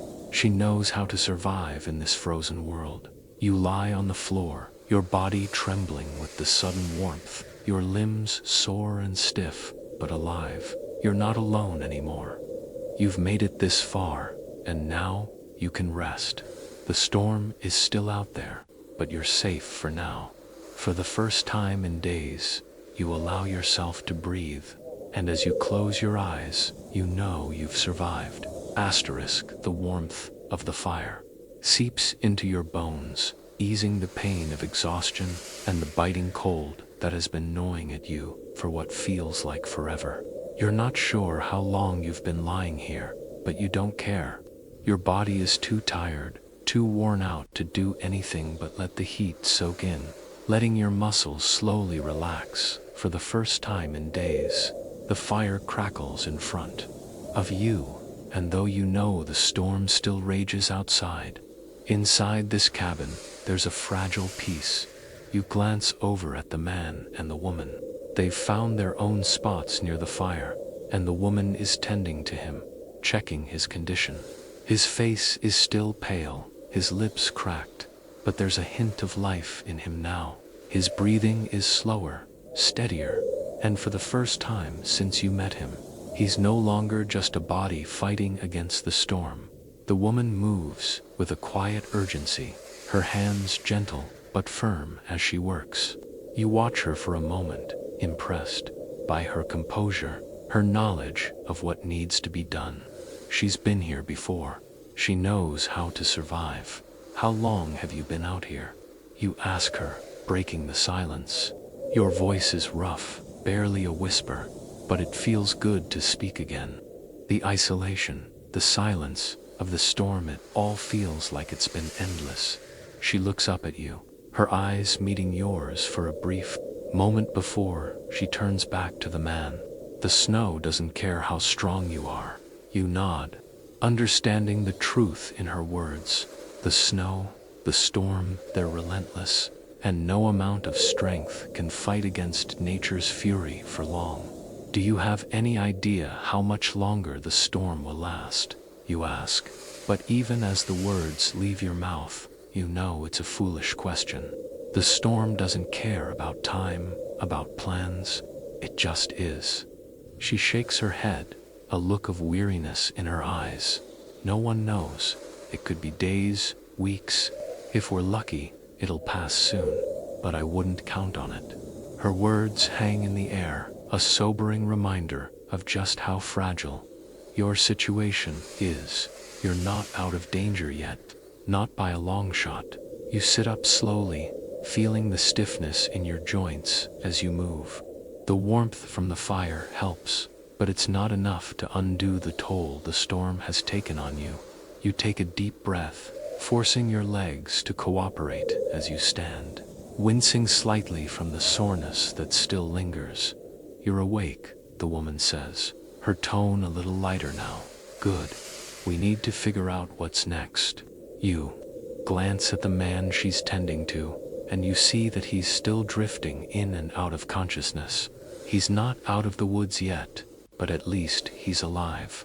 And in this place, that's something. What do you suggest? You ask her, already knowing the answer. You can feel the weight of the storm pressing in on you. Can feel the hunger gnawing at your insides. The cold still creeping into your skin. The fire may offer warmth, but it won't last forever. We stay here for now, she says firmly. This cabin's the best shelter we've got, but we can't stay here forever. We need food, supplies, and a way out of this snowstorm. You know she's right. Staying here is a temporary solution at best. You can't afford to be trapped in this cabin when the storm may stretch on for days or longer. The longer you stay in one place, the more likely it is that you'll run out of what little you have. I'll go, you say, your voice steady despite the exhaustion weighing down on you.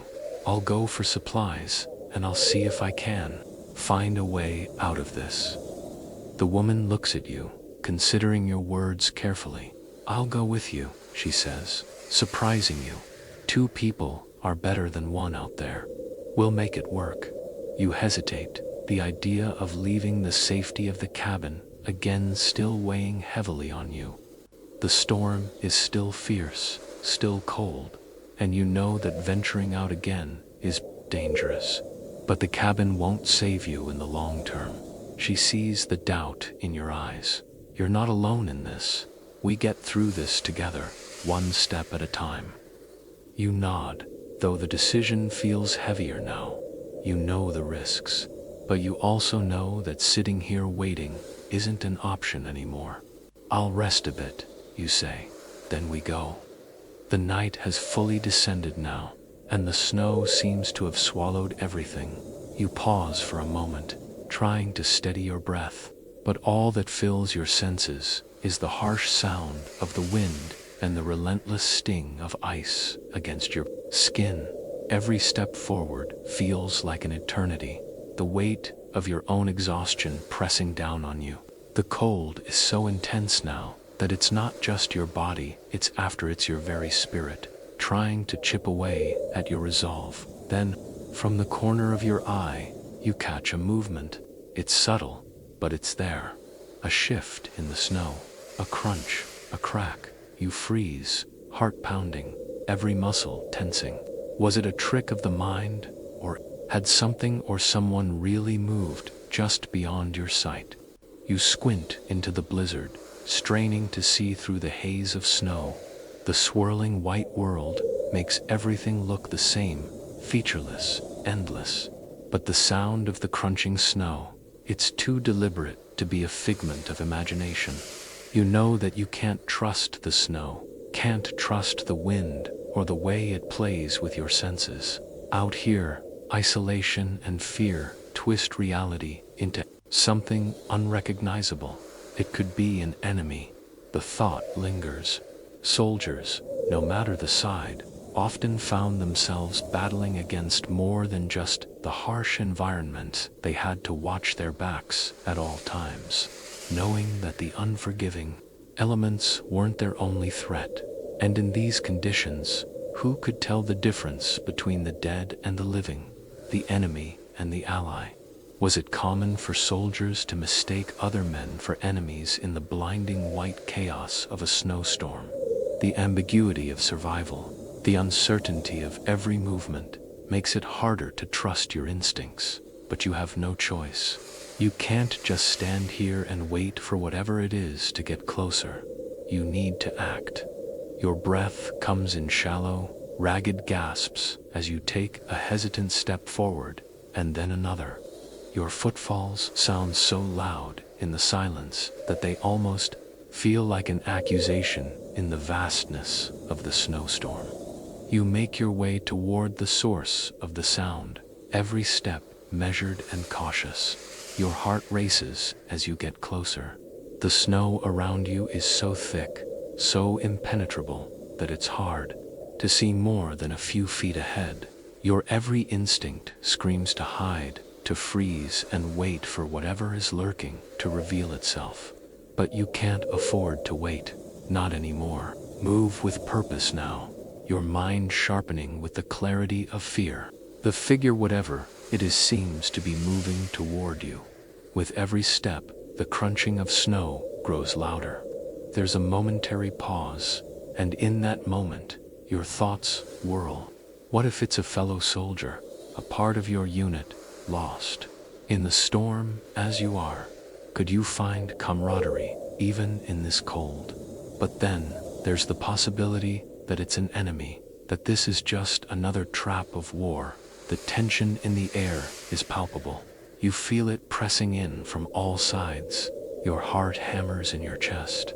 You're so close now that you can almost make out the shape, the silhouette of the figure. It's still too difficult to tell whether they're friend or foe. The world around you blurs, the snowstorm wrapping everything in a thick white veil. But you can't afford to hesitate.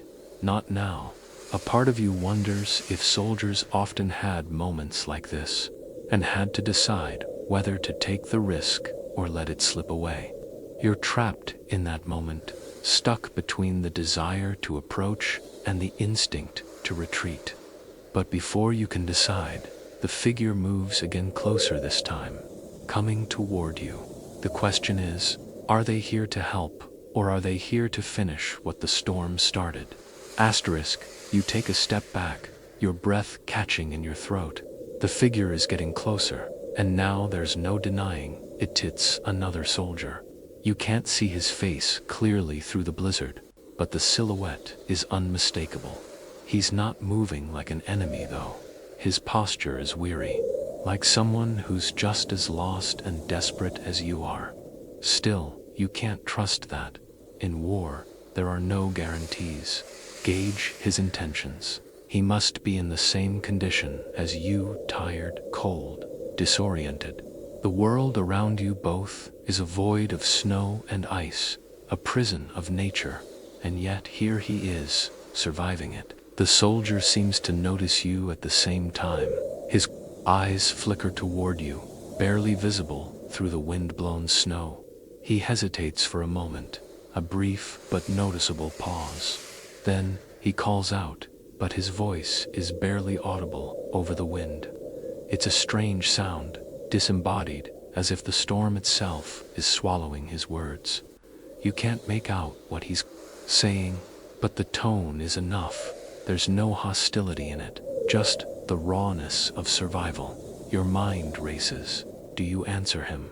How often did soldiers find themselves in these exact moments, unsure of whether to trust the other person, who may be just as lost and scared as they are, in the way he carries himself that suggests he's not here to fight?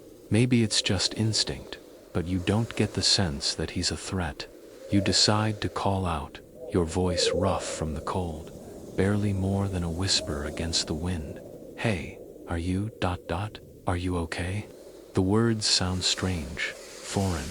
In this place, like they don't belong here, like they shouldn't be spoken aloud in the midst of all this isolation. But you need to make contact. He's seen other survivors. You could work together, strength in numbers, right? That's what you're taught from the start. The soldier's movements slow even further. The storm still raging around you both, but there's a momentary calm that settles between you. It's not peace, it's the stillness before something big happens. You could feel it deep in your chest. Then, after what feels like an eternity, he speaks. His words are clearer now, though still strained. "I'm not going to hurt you," he says, his voice hoarse and ragged. It's not the most reassuring thing you've ever heard, but it's enough for now. You realize then that both of you are more than likely facing the same fate, trapped in the storm, running on fumes, with nothing but the cold, the blizzard, and your will to survive. You nod, trying to steady yourself. The wind continues to howl, the snow still blinding, but there's something in the air now, a flicker of connection, however faint. Matters is that you're both here, both still alive, and somehow you're going to have to work together if you want to make it out. You extend a hand, offering a tentative gesture of solidarity. This soldier might be your only chance, your only hope. If he's willing to trust you, then maybe you can make it through this together. Historians still debate the emotional toll these kinds of encounters took on soldiers, whether the isolation of the snow and cold made them more prone to sudden moments of camaraderie, or if that trust was harder to build in such conditions. What matters is this moment, this strange kind of solidarity in the heart of a blizzard that doesn't care whether you live or die as he takes your hand. The soldier's grip is surprisingly strong, despite the cold that's crept into his bones. As he pulls you up, you both stand there for a moment, wordlessly sharing the briefest connection to souls stranded in a world that feels determined to swallow them whole. The wind howls around you, the snow stinging like 1,000 tiny needles. But for the first time in what feels like forever, you're not alone in it. The shared silence between you both speaks volumes. There's no need for explanations here. Both of you know what it means to fight for survival, to be on the edge, teetering between life and death. "You're not the first I've found out here," the soldier says, breaking the silence. His voice is rough, strained from the elements. But there's a hint of something else. There is familiarity with the situation. It's not the first time he's been lost in the storm. "It doesn't matter. Same here," you mutter, your voice barely louder than the wind. Your throat is dry, hoarse from the cold and the long silence. Both of you stand there, just taking in the moment, two figures lost in the snow, finding a brief respite in one another's presence. But there's no time to waste. You can't afford to get comfortable. The storm isn't done with you yet, and neither of you are in any condition to stop moving. The snow is still thick, swirling, and you can feel the weight of the situation pressing in. The soldier looks at you, his eyes a little more focused now, as though the realization that there's someone else here has sparked something in him, a flicker of hope. He wipes his face, pushing the snow away, and starts moving forward. "We've got to find shelter," he says, and you nod in agreement. There's no choice. Staying exposed is a death sentence out here. The blizzard shows no mercy, and neither do the conditions. You both begin to move through the snow, your steps slow and heavy, each one a battle against the elements. It's not easy going. The snow seems to shift and move with you, swallowing up any traces of your path, as if trying to erase your very existence. The soldier leads the way now, navigating the storm with a certain kind of grim determination that you recognize all too well. He's been here before. He knows this fight. as you walk, your mind drifts back to the rations you still have. The sardine tin you clutched earlier, and how it now feels like a distant luxury.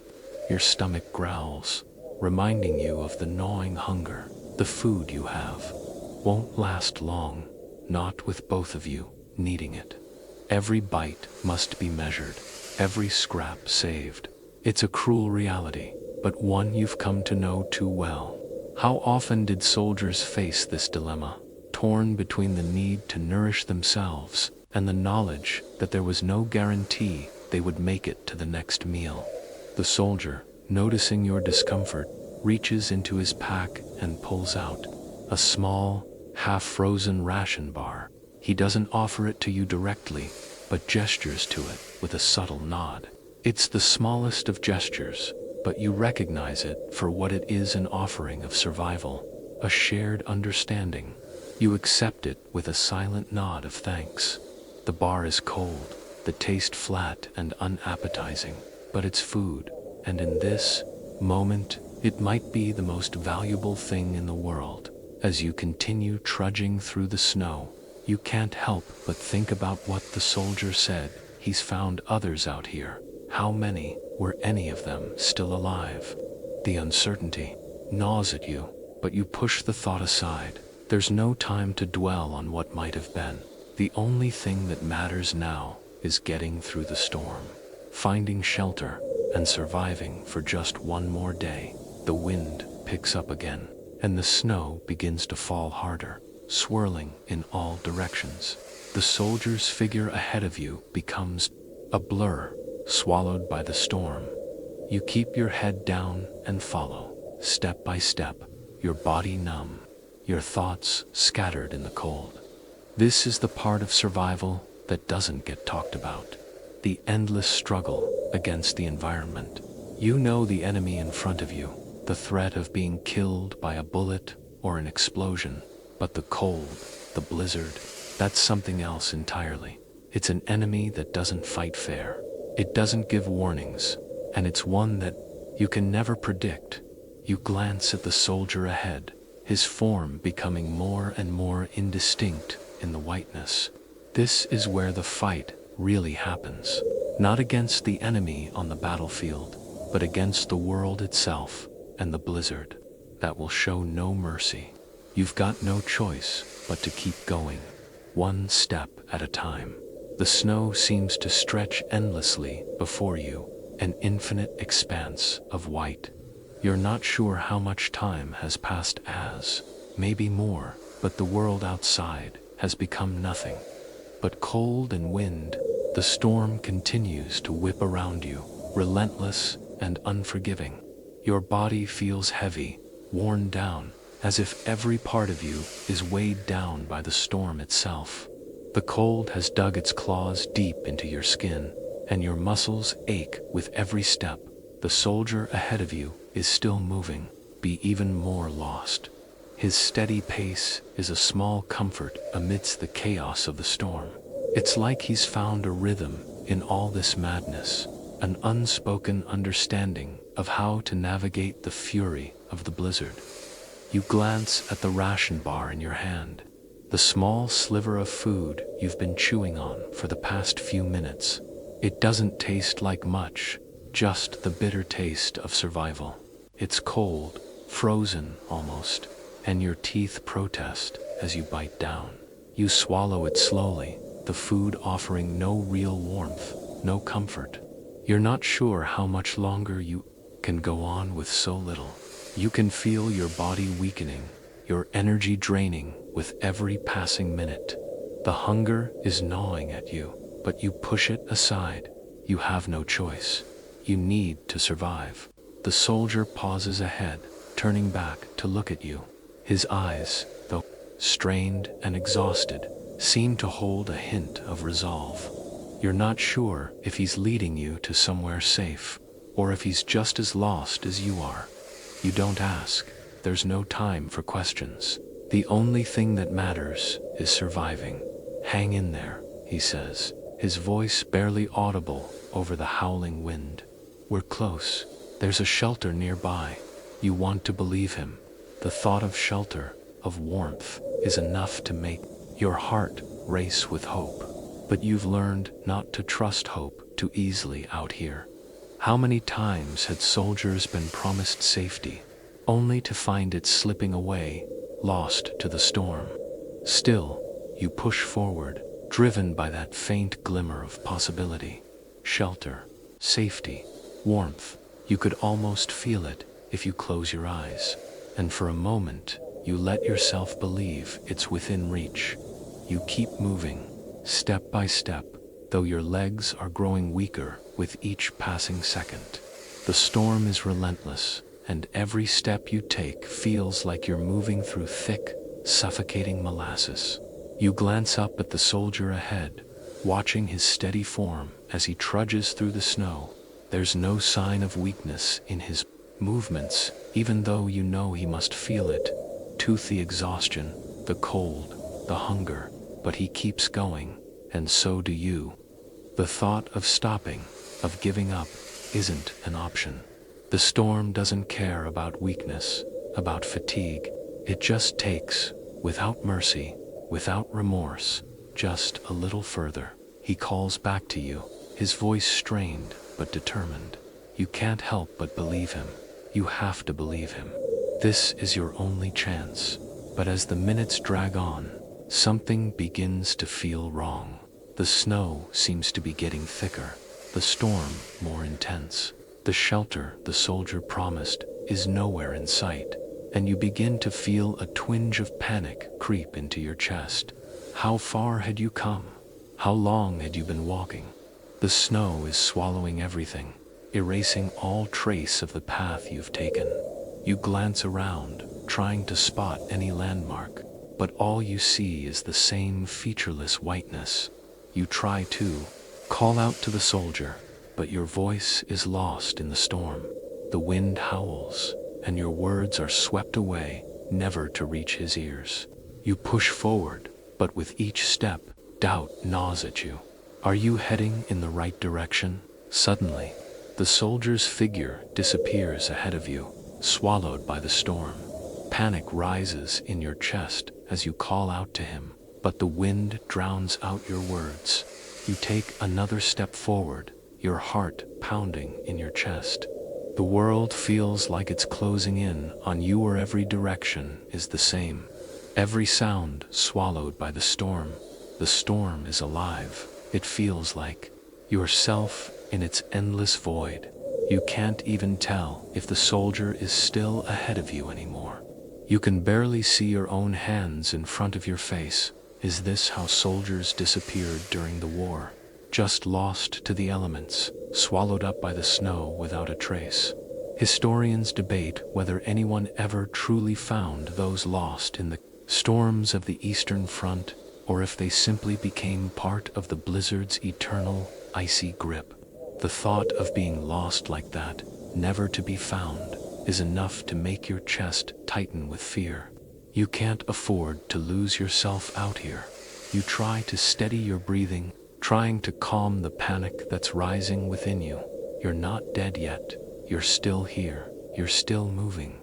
And then, just as hope begins to slip away entirely, you see it, a faint glow, a soft light through the storm. It's so distant, so faint, you almost think it's just another trick of the wind. But no, this time it's real. There's something out there. Shelter, warmth, the light beckons, and you force yourself to move toward it, one step at a time. Even as every part of you screams for rest. The glow grows stronger with each step you take. Faint at first, but becoming more distinct as you push through the blizzard. It could be a trick, but you can't afford to second-guess it now. Every instinct tells you to move toward it, no matter how uncertain it feels. Your legs, heavy with exhaustion, push forward, each step harder than the last. The wind has shifted, and now it feels almost as if the storm is fighting you, trying to keep you from reaching that flicker of hope. You begin to wonder how many soldiers faced moments like this, when the light, the shelter, the warmth, All seemed like mirages, just out of reach. Were they driven by the same desperate hope? Did they push through the storm, thinking that help was just beyond the next snowdrift, only to find the bitter emptiness of the blizzard instead? But this time, it's different. This time, the light is real. You can feel it now, as the cold air around you seems to warm slightly. It's the first sign of relief in days. Your breath comes faster, a mixture of relief and disbelief. Could this be the shelter the soldier spoke of? With the last ounce of strength in your body, you move closer. The wind seems to soften for a moment, and there, through the snow, you see it, a small, crude shelter, half buried in the snow, but still standing. It's not much, just a makeshift structure, a haphazard pile of wood and tarps, but it's a shelter. And at this moment, that's all that matters. You stumble toward it, the snow falling harder as you near the entrance. Your muscles are screaming in protest, but you force yourself forward. Every step is agony, your body a collection of aches and exhaustion, but the thought of warmth pushes you onward.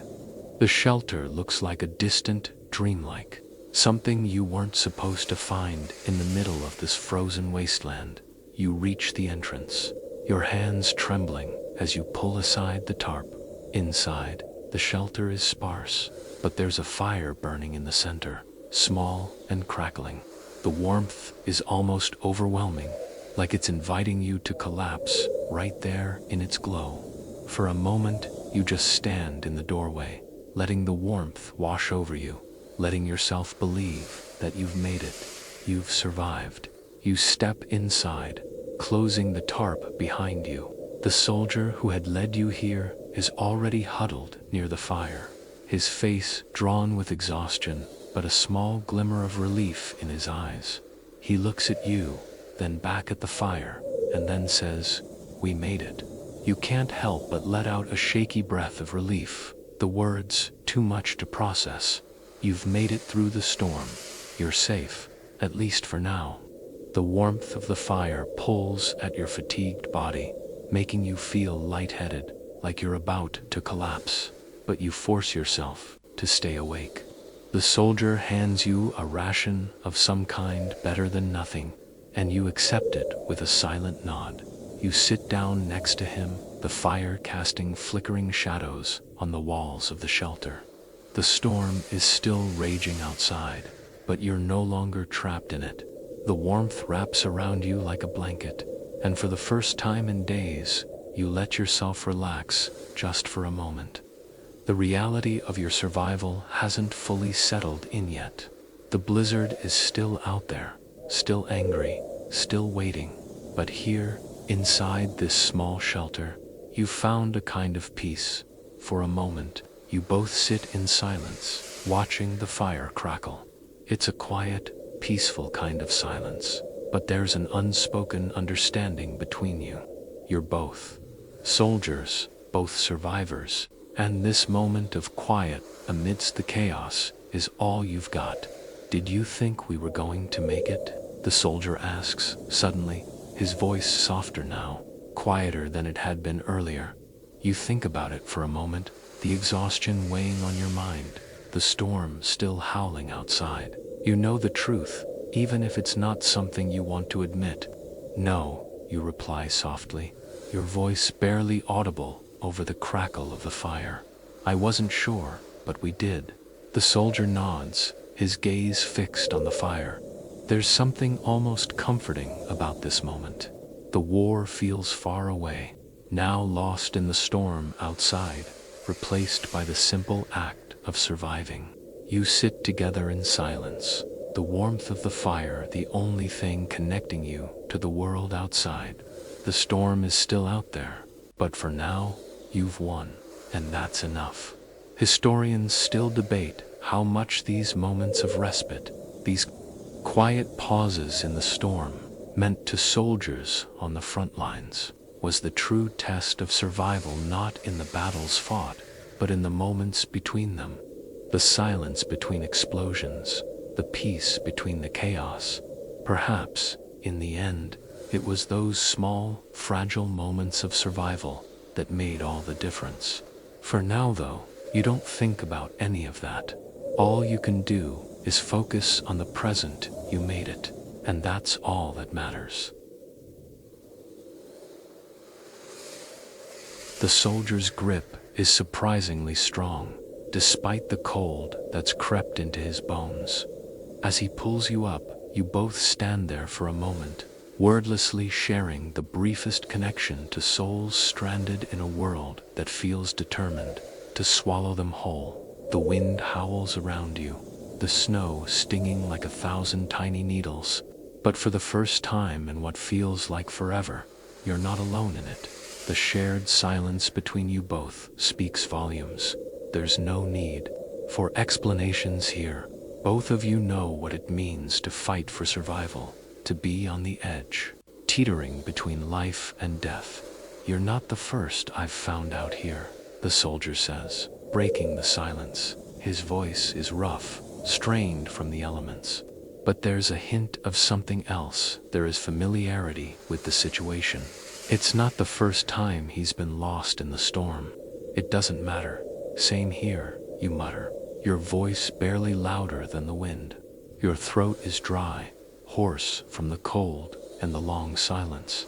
Both of you stand there, just taking in the moment, two figures lost in the snow, finding a brief respite in one another's presence. But there's no time to waste. You can't afford to get comfortable.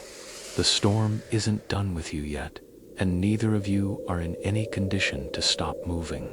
The snow is still thick, swirling, and you can feel the weight of the situation pressing in.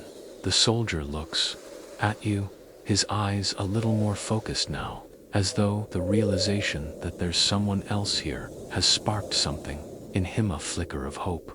He wipes his face, pushing the snow away, and starts moving forward.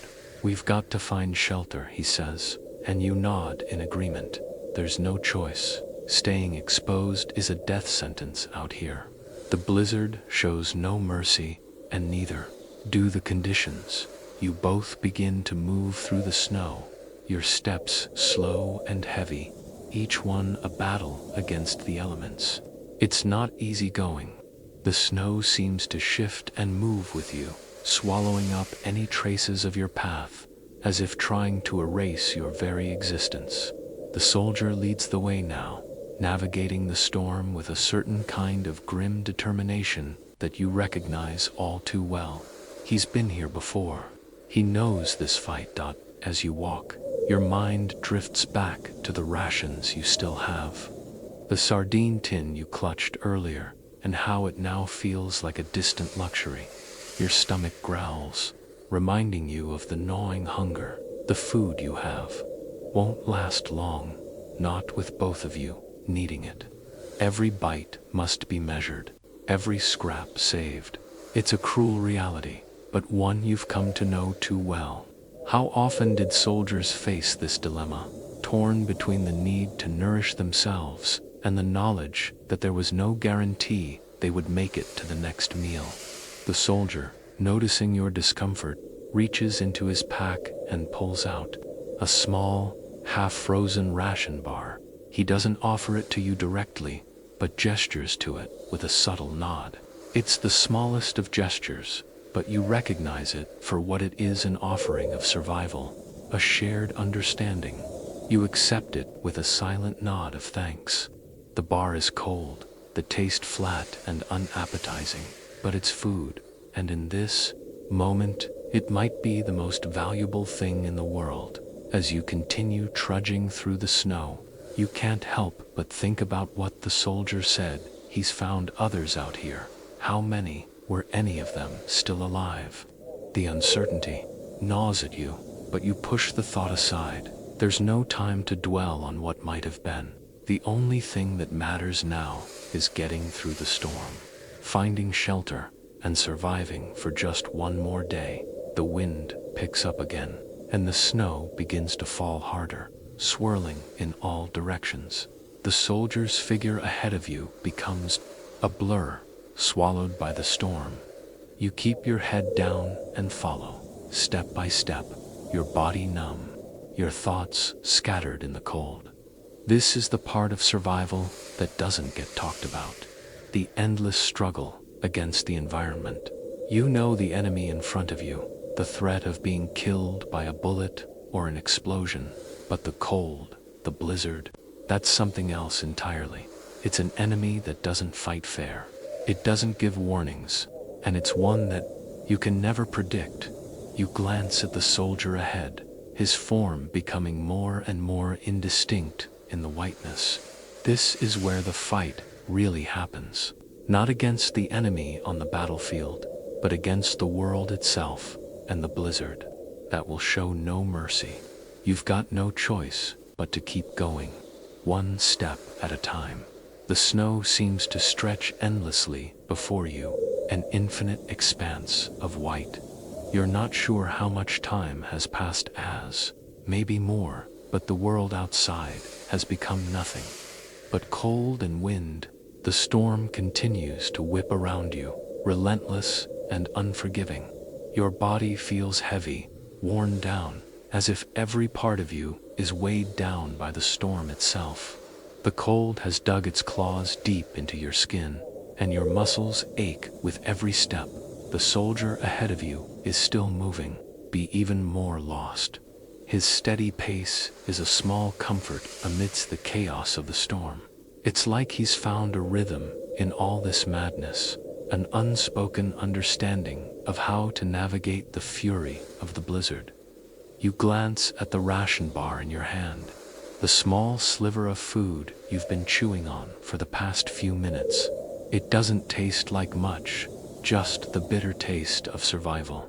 It's cold, frozen almost, and your teeth protest as you bite down. You swallow it slowly, the food offering no real warmth, no comfort. You're not sure how much longer you can go on with so little.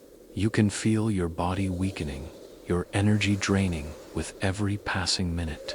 The hunger is gnawing at you, but you push it aside. You have no choice. You need to survive. The soldier pauses ahead, turning back to look at you. His eyes, though strained and exhausted, seem to hold a hint of resolve. You're not sure if he's leading you to somewhere safe, or if he's just as lost as you are. You don't ask. There's no time for questions. The only thing that matters is surviving. Hang in there, he says, his voice barely audible over the howling wind. We're close. There's a shelter nearby. You want to believe him. The thought of shelter, of warmth, is enough to make your heart race with hope. But you've learned not to trust hope too easily out here. How many times had soldiers been promised safety, only to find it slipping away, lost to the storm? Still, you push forward, driven by that faint glimmer of possibility. Shelter, safety, warmth. You could almost feel it if you close your eyes. And for a moment, you let yourself believe it's within reach. You keep moving, step by step, though your legs are growing weaker with each passing second. The storm is relentless, and every step you take feels like you're moving through thick, suffocating molasses. You glance up at the soldier ahead, watching his steady form as he trudges through the snow.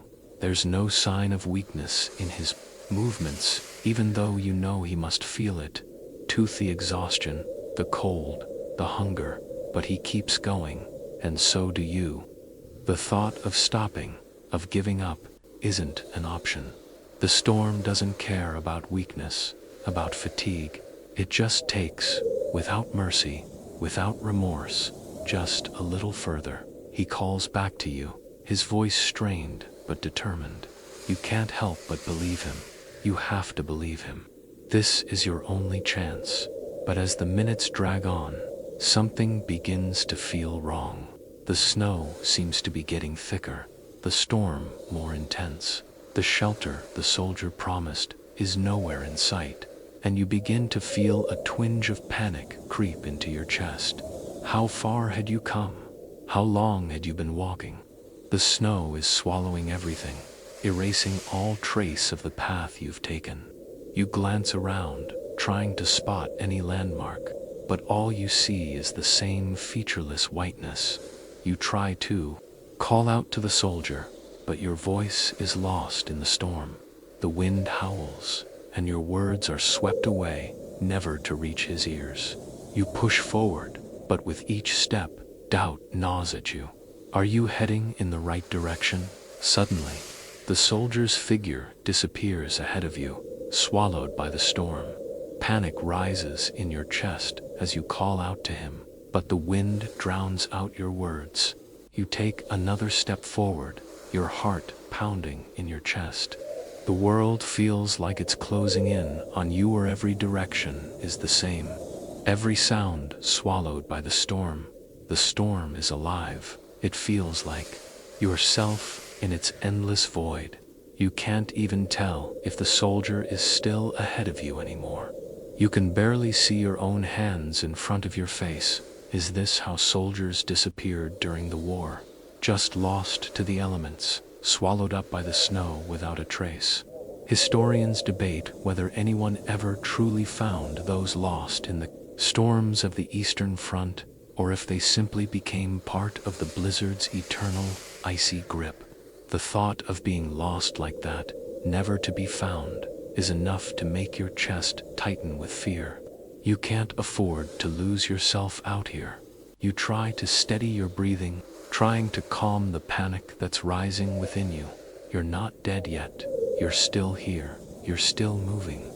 And then, just as hope begins to slip away entirely, you see it, a faint glow, a soft light through the storm. It's so distant, so faint, you almost think it's just another trick of the wind. But no, this time it's real. There's something out there. Shelter, warmth, the light beckons, and you force yourself to move toward it, one step at a time, even as every part of you screams for rest. Asterisk, the glow grows stronger with each step you take. Faint at first, but becoming more distinct as you push through the blizzard.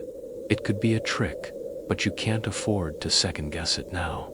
Every instinct tells you to move toward it, no matter how uncertain it feels. Your legs, heavy with exhaustion, push forward, each step harder than the last. The wind has shifted, and now it feels almost as if the storm is fighting you, trying to keep you from reaching that flicker of hope. You begin to wonder how many soldiers faced moments like this, when the light, the shelter, the warmth, all seemed like mirages just out of reach. Were they driven by the same desperate hope?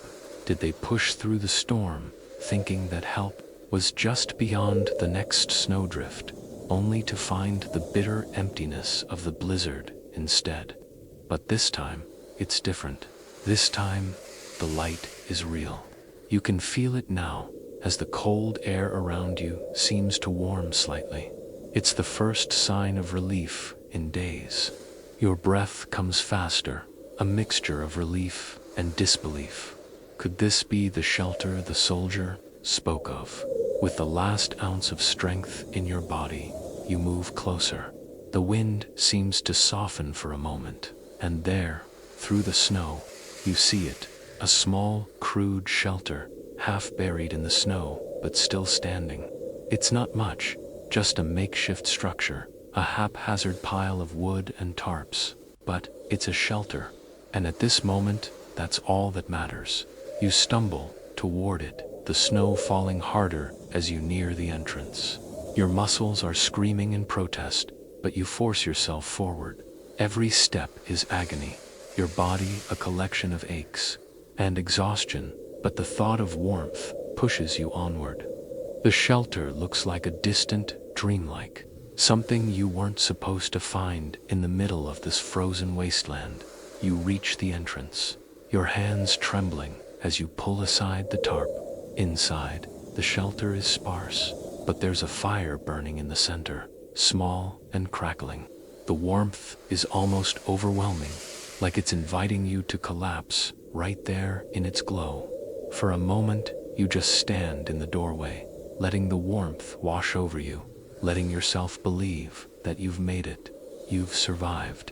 You step inside, closing the tarp behind you. The soldier who had led you here is already huddled near the fire, his face drawn with exhaustion, but a small glimmer of relief in his eyes. He looks at you, then back at the fire, and then says, "We made it." You can't help but let out a shaky breath of relief, the words too much to process. You've made it through the storm. You're safe, at least for now. The warmth of the fire pulls at your fatigued body, making you feel lightheaded, like you're about to collapse. But you force yourself to stay awake. The soldier hands you a ration of some kind, better than nothing, and you accept it with a silent nod. You sit down next to him, the fire casting flickering shadows on the walls of the shelter. The storm is still raging outside, but you're no longer trapped in it. The warmth wraps around you like a blanket, and for the first time in days, you let yourself relax just for a moment. The reality of your survival hasn't fully settled in yet. The blizzard is still out there, still angry, still waiting. But here, inside this small shelter, you've found a kind of peace. For a moment, you both sit in silence, watching the fire crackle. It's a quiet, peaceful kind of silence, but there's an unspoken understanding between you. You're both soldiers, both survivors, and this moment of quiet amidst the chaos is all you've got. "Did you think we were going to make it?" the soldier asks, suddenly, his voice softer now, quieter than it had been earlier. You think about it for a moment, the exhaustion weighing on your mind, the storm still howling outside. You know the truth, even if it's not something you want to admit. "No," you reply softly, your voice barely audible over the crackle of the fire. "I wasn't sure, but we did." The soldier nods, his gaze fixed on the fire. There's something almost comforting about this moment. The war feels far away, now lost in the storm outside, replaced by the simple act of surviving. You sit together in silence, the warmth of the fire the only thing connecting you to the world outside. The storm is still out there, but for now, you've won, and that's enough. Historians still debate how much these moments of respite, these quiet pauses in the storm, meant to soldiers on the front lines. Was the true test of survival not in the battles fought, but in the moments between them? The silence between explosions, the peace between the chaos. Perhaps, in the end, it was those small, fragile moments of survival that made all the difference. For now, though, you don't think about any of that. All you can do is focus on the present. You made it, and that's all that matters. The woman nods and continues tending to the man beside her, her eyes never leaving him for long. She's not letting her guard down, not even for a moment. It's clear that she's not just a survivor of the storm, she's a fighter. She's got the spirit it takes to survive, even when the odds seem impossible. You sit back by the fire for a while, your thoughts heavy as you stare into the flames. The warmth feels like a brief reprieve, a momentary escape from the overwhelming cold that still surrounds you. But as the minutes pass, the reality of what lies ahead begins to set in again. The storm is still there. The supplies you need are out there, somewhere, and the longer you wait, the harder it will be to find them. With a deep breath, you get to your feet again, ready to face whatever comes next. The fire still burns in the corner, its crackling flames the only sound in the cabin. You have a task to do, and though you know it won't be easy, it's a task that will determine whether you and your companions live or die. "Let's go," you say, finally turning to the woman. The time to wait is over. Together, you step out into the storm again, prepared to face whatever it throws at you. The storm hits you again, as fierce and unforgiving as ever. The wind stings like 1,000 needles against your face, and the snow pelts you relentlessly, blurring everything in its path. You can barely see the woman beside you, only a faint silhouette in the snowstorm, but you know she's there. You feel her presence, steady and resolute, and that small, fragile connection gives you strength to keep moving. The cold is all-consuming, wrapping around you like a vice, but the promise of shelter, of finding something, anything, keeps you going. You're not sure if the storm will ever end, but you can't afford to think like that. The only thing you can focus on is the next step, the next moment. One foot in front of the other, the wind howls around you, deafening, as though trying to drive you mad, but you push through it, your legs heavy from exhaustion, your mind foggy from the cold. The snow is deep, pulling at your boots with each step, making it feel as though the world itself is trying to drag you back into the whiteness. You glance at the woman beside you, her face partially covered by a scarf, her movements strong but deliberate. She's clearly been through this before, knows the rhythm of survival, knows that each step is a small victory. You can't help but admire her, even in the midst of this endless white chaos. "There's a cabin," she says suddenly, her voice cutting through the wind. You follow her gaze, squinting through the snow, but it's impossible to make out anything. "Where?" you ask, though you can't be sure if you've heard her right. "There," she says, pointing ahead, and you follow the direction of her finger. You squint, your breath fogging up in front of you, but through the swirling snow, you think you see it, a dark shape, barely visible against the endless white. A building, maybe. It could be anything, but it's something, and right now, that's all that matters. You start moving toward it, your body screaming at you with each step, but you force yourself to keep going. The storm rages, but the small light of hope in the distance is enough to keep you moving. It's close now. You can see the outline of the building more clearly, though it's still indistinct through the snow. But it's real. It's there. The woman moves ahead of you, her steps sure and steady. You follow her, pushing through the snow, trying to keep up. Your legs feel like lead, your lungs burn with each breath, but you keep going. You can't stop now. As you get closer, the shape of the building becomes more solid. A cabin, a small shack, barely standing against the storm, but it's there. It's real. The door is partially open, and through the crack, you see the faintest glimmer of light. The warmth of the fire you're craving is just beyond that door.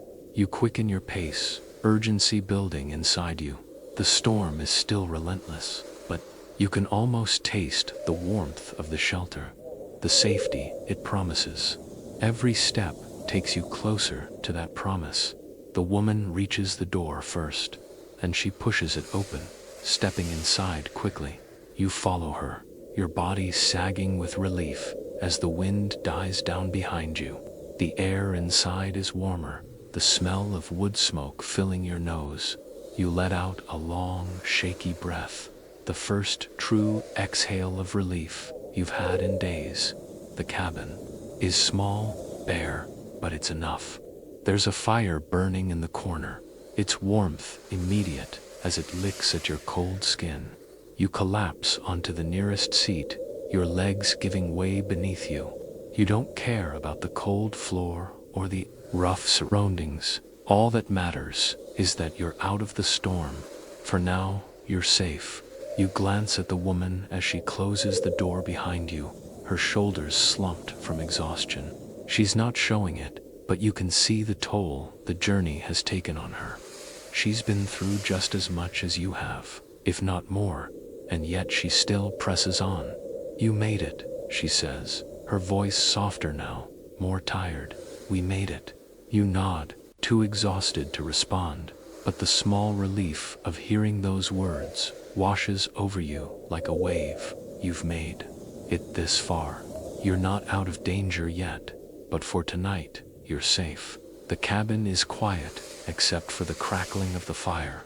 You sit there, your body stiff from the cold, but the warmth slowly begins to seep into your bones. You close your eyes for a moment, just letting yourself be. The battle against the storm, against the cold, against the hunger, it's not over. But for now, it feels like a small victory. You know that in the morning, you'll have to face the storm again, to push forward in search of food, of shelter. But tonight, you rest. You let yourself sleep, knowing that tomorrow is another day. The storm will still be there, but you've made it through this moment.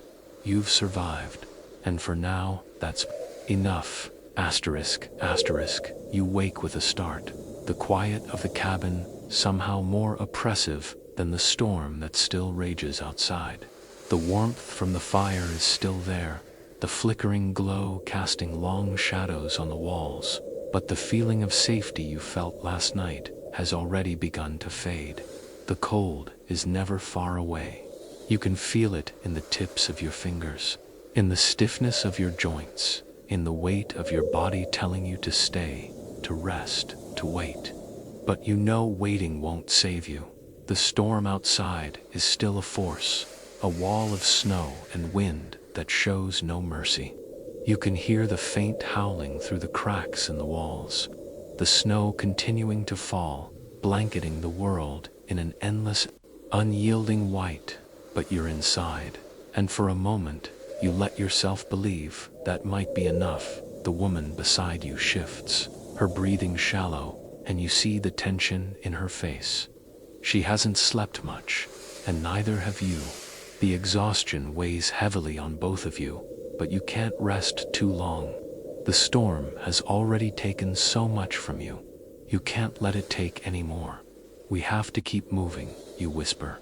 Though it feels like a betrayal to say the words. She nods, though she doesn't speak. She's already gotten to her feet, stretching stiff muscles, her eyes scanning the room for any sign of movement, any indication that something else is out there waiting for you.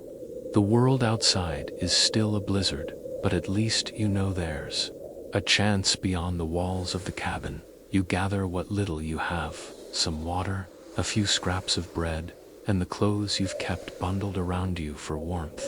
There's no time to waste. You've survived this long, by moving, by staying one step ahead of the storm. But now the real challenge begins. The man, still near the fire, stirs as the two of you begin to prepare. His face is pale, his body slumped, but you can see that he's still hanging on, just barely, but hanging on nonetheless. You walk over to him, kneeling down beside him. His eyes flutter open, his body too weak to move on its own. He looks up at you, as if trying to gauge whether you're still there, whether you're still fighting with him. We need to get out of here, you say softly. We're not safe here anymore. He blinks slowly, his body barely able to respond, but there's something in his eyes, something like understanding. Or maybe it's just the will to survive, like you've both shared since the storm first trapped you. He nods, weakly, and that's enough. The three of you stand in the cabin, taking one last look at the fire, the warmth it offers, and the small comfort of this shelter. But the storm is still out there, and you know you can't wait forever. The woman opens the door, and the full force of the storm hits you immediately. It's cold enough to take your breath away, and the wind is fierce, howling, pushing against you like a solid wall. The snow seems endless, a swirling mass of white that blurs the world around you. But you step outside, and the woman follows, with the man close behind, leaning on you for support. Each step feels like a new battle. You push forward through the deep snow, your legs aching with every movement, but you can't stop. Not now. The storm is relentless, but so are you. The woman leads the way, moving with purpose, her eyes scanning the horizon for any sign of shelter, any sign that you're not lost in this endless white void. You follow her, trying to ignore the cold, trying to ignore the hunger that gnaws at your insides. There's no time to focus on that. Not yet. The snow is deep, and your feet are heavy with the weight of each step. You wonder how much longer you can keep going, how much farther you can push your body before it gives out. But then, through the snow, you see something, a faint outline, a shape dot. At first, it's barely visible, but then it becomes clearer. A building, small, nestled against the snow-covered trees. It's a shack, barely standing, but it's something. Asterisk. At first, it's barely visible, but then it becomes clearer. A building, small, nestled against the snow-covered trees. It's a shack, barely standing, but it's something. You quicken your pace, ignoring the pain in your legs, the exhaustion that seems to be creeping in. The woman moves ahead, her movements quick and purposeful. She's seen it too, the glimmer of hope. As you get closer, you can make out more details. The shack is small, its walls covered in snow, the roof sagging under the weight of the storm. But it's shelter. It's enough. Asterisk, asterisk, you make it to the door, and the woman pushes it open. The warmth from the inside is immediate, but it's not much. The fire in the corner is low, the glow faint, but it's enough to remind you of what it feels like to be human again. The three of you collapse inside, too tired to do anything but breathe. The storm continues outside, but in here, at least, for now, you're safe. You sit by the fire, your body still shaking from the cold, your mind too foggy to think straight, but you're alive. The storm didn't win. Not yet. You've made it this far, and as long as you're alive, there's still a chance.